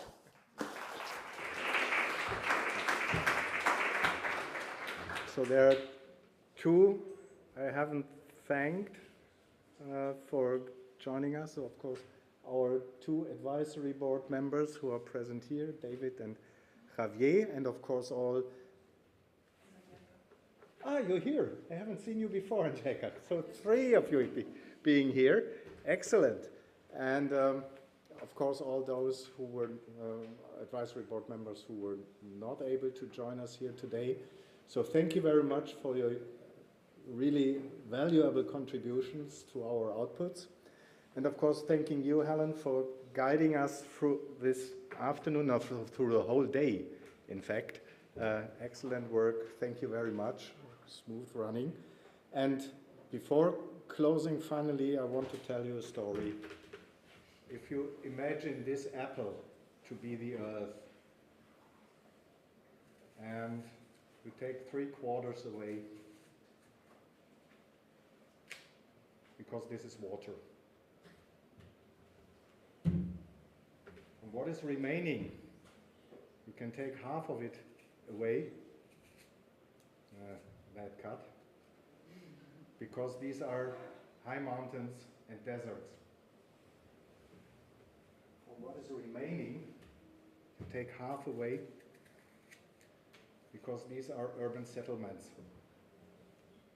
And this is remaining as soil for producing food.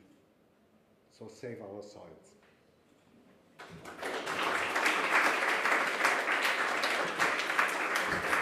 Thank you for joining. Have a nice evening.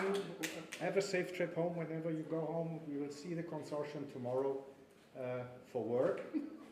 And thank you very much for being here. Bye.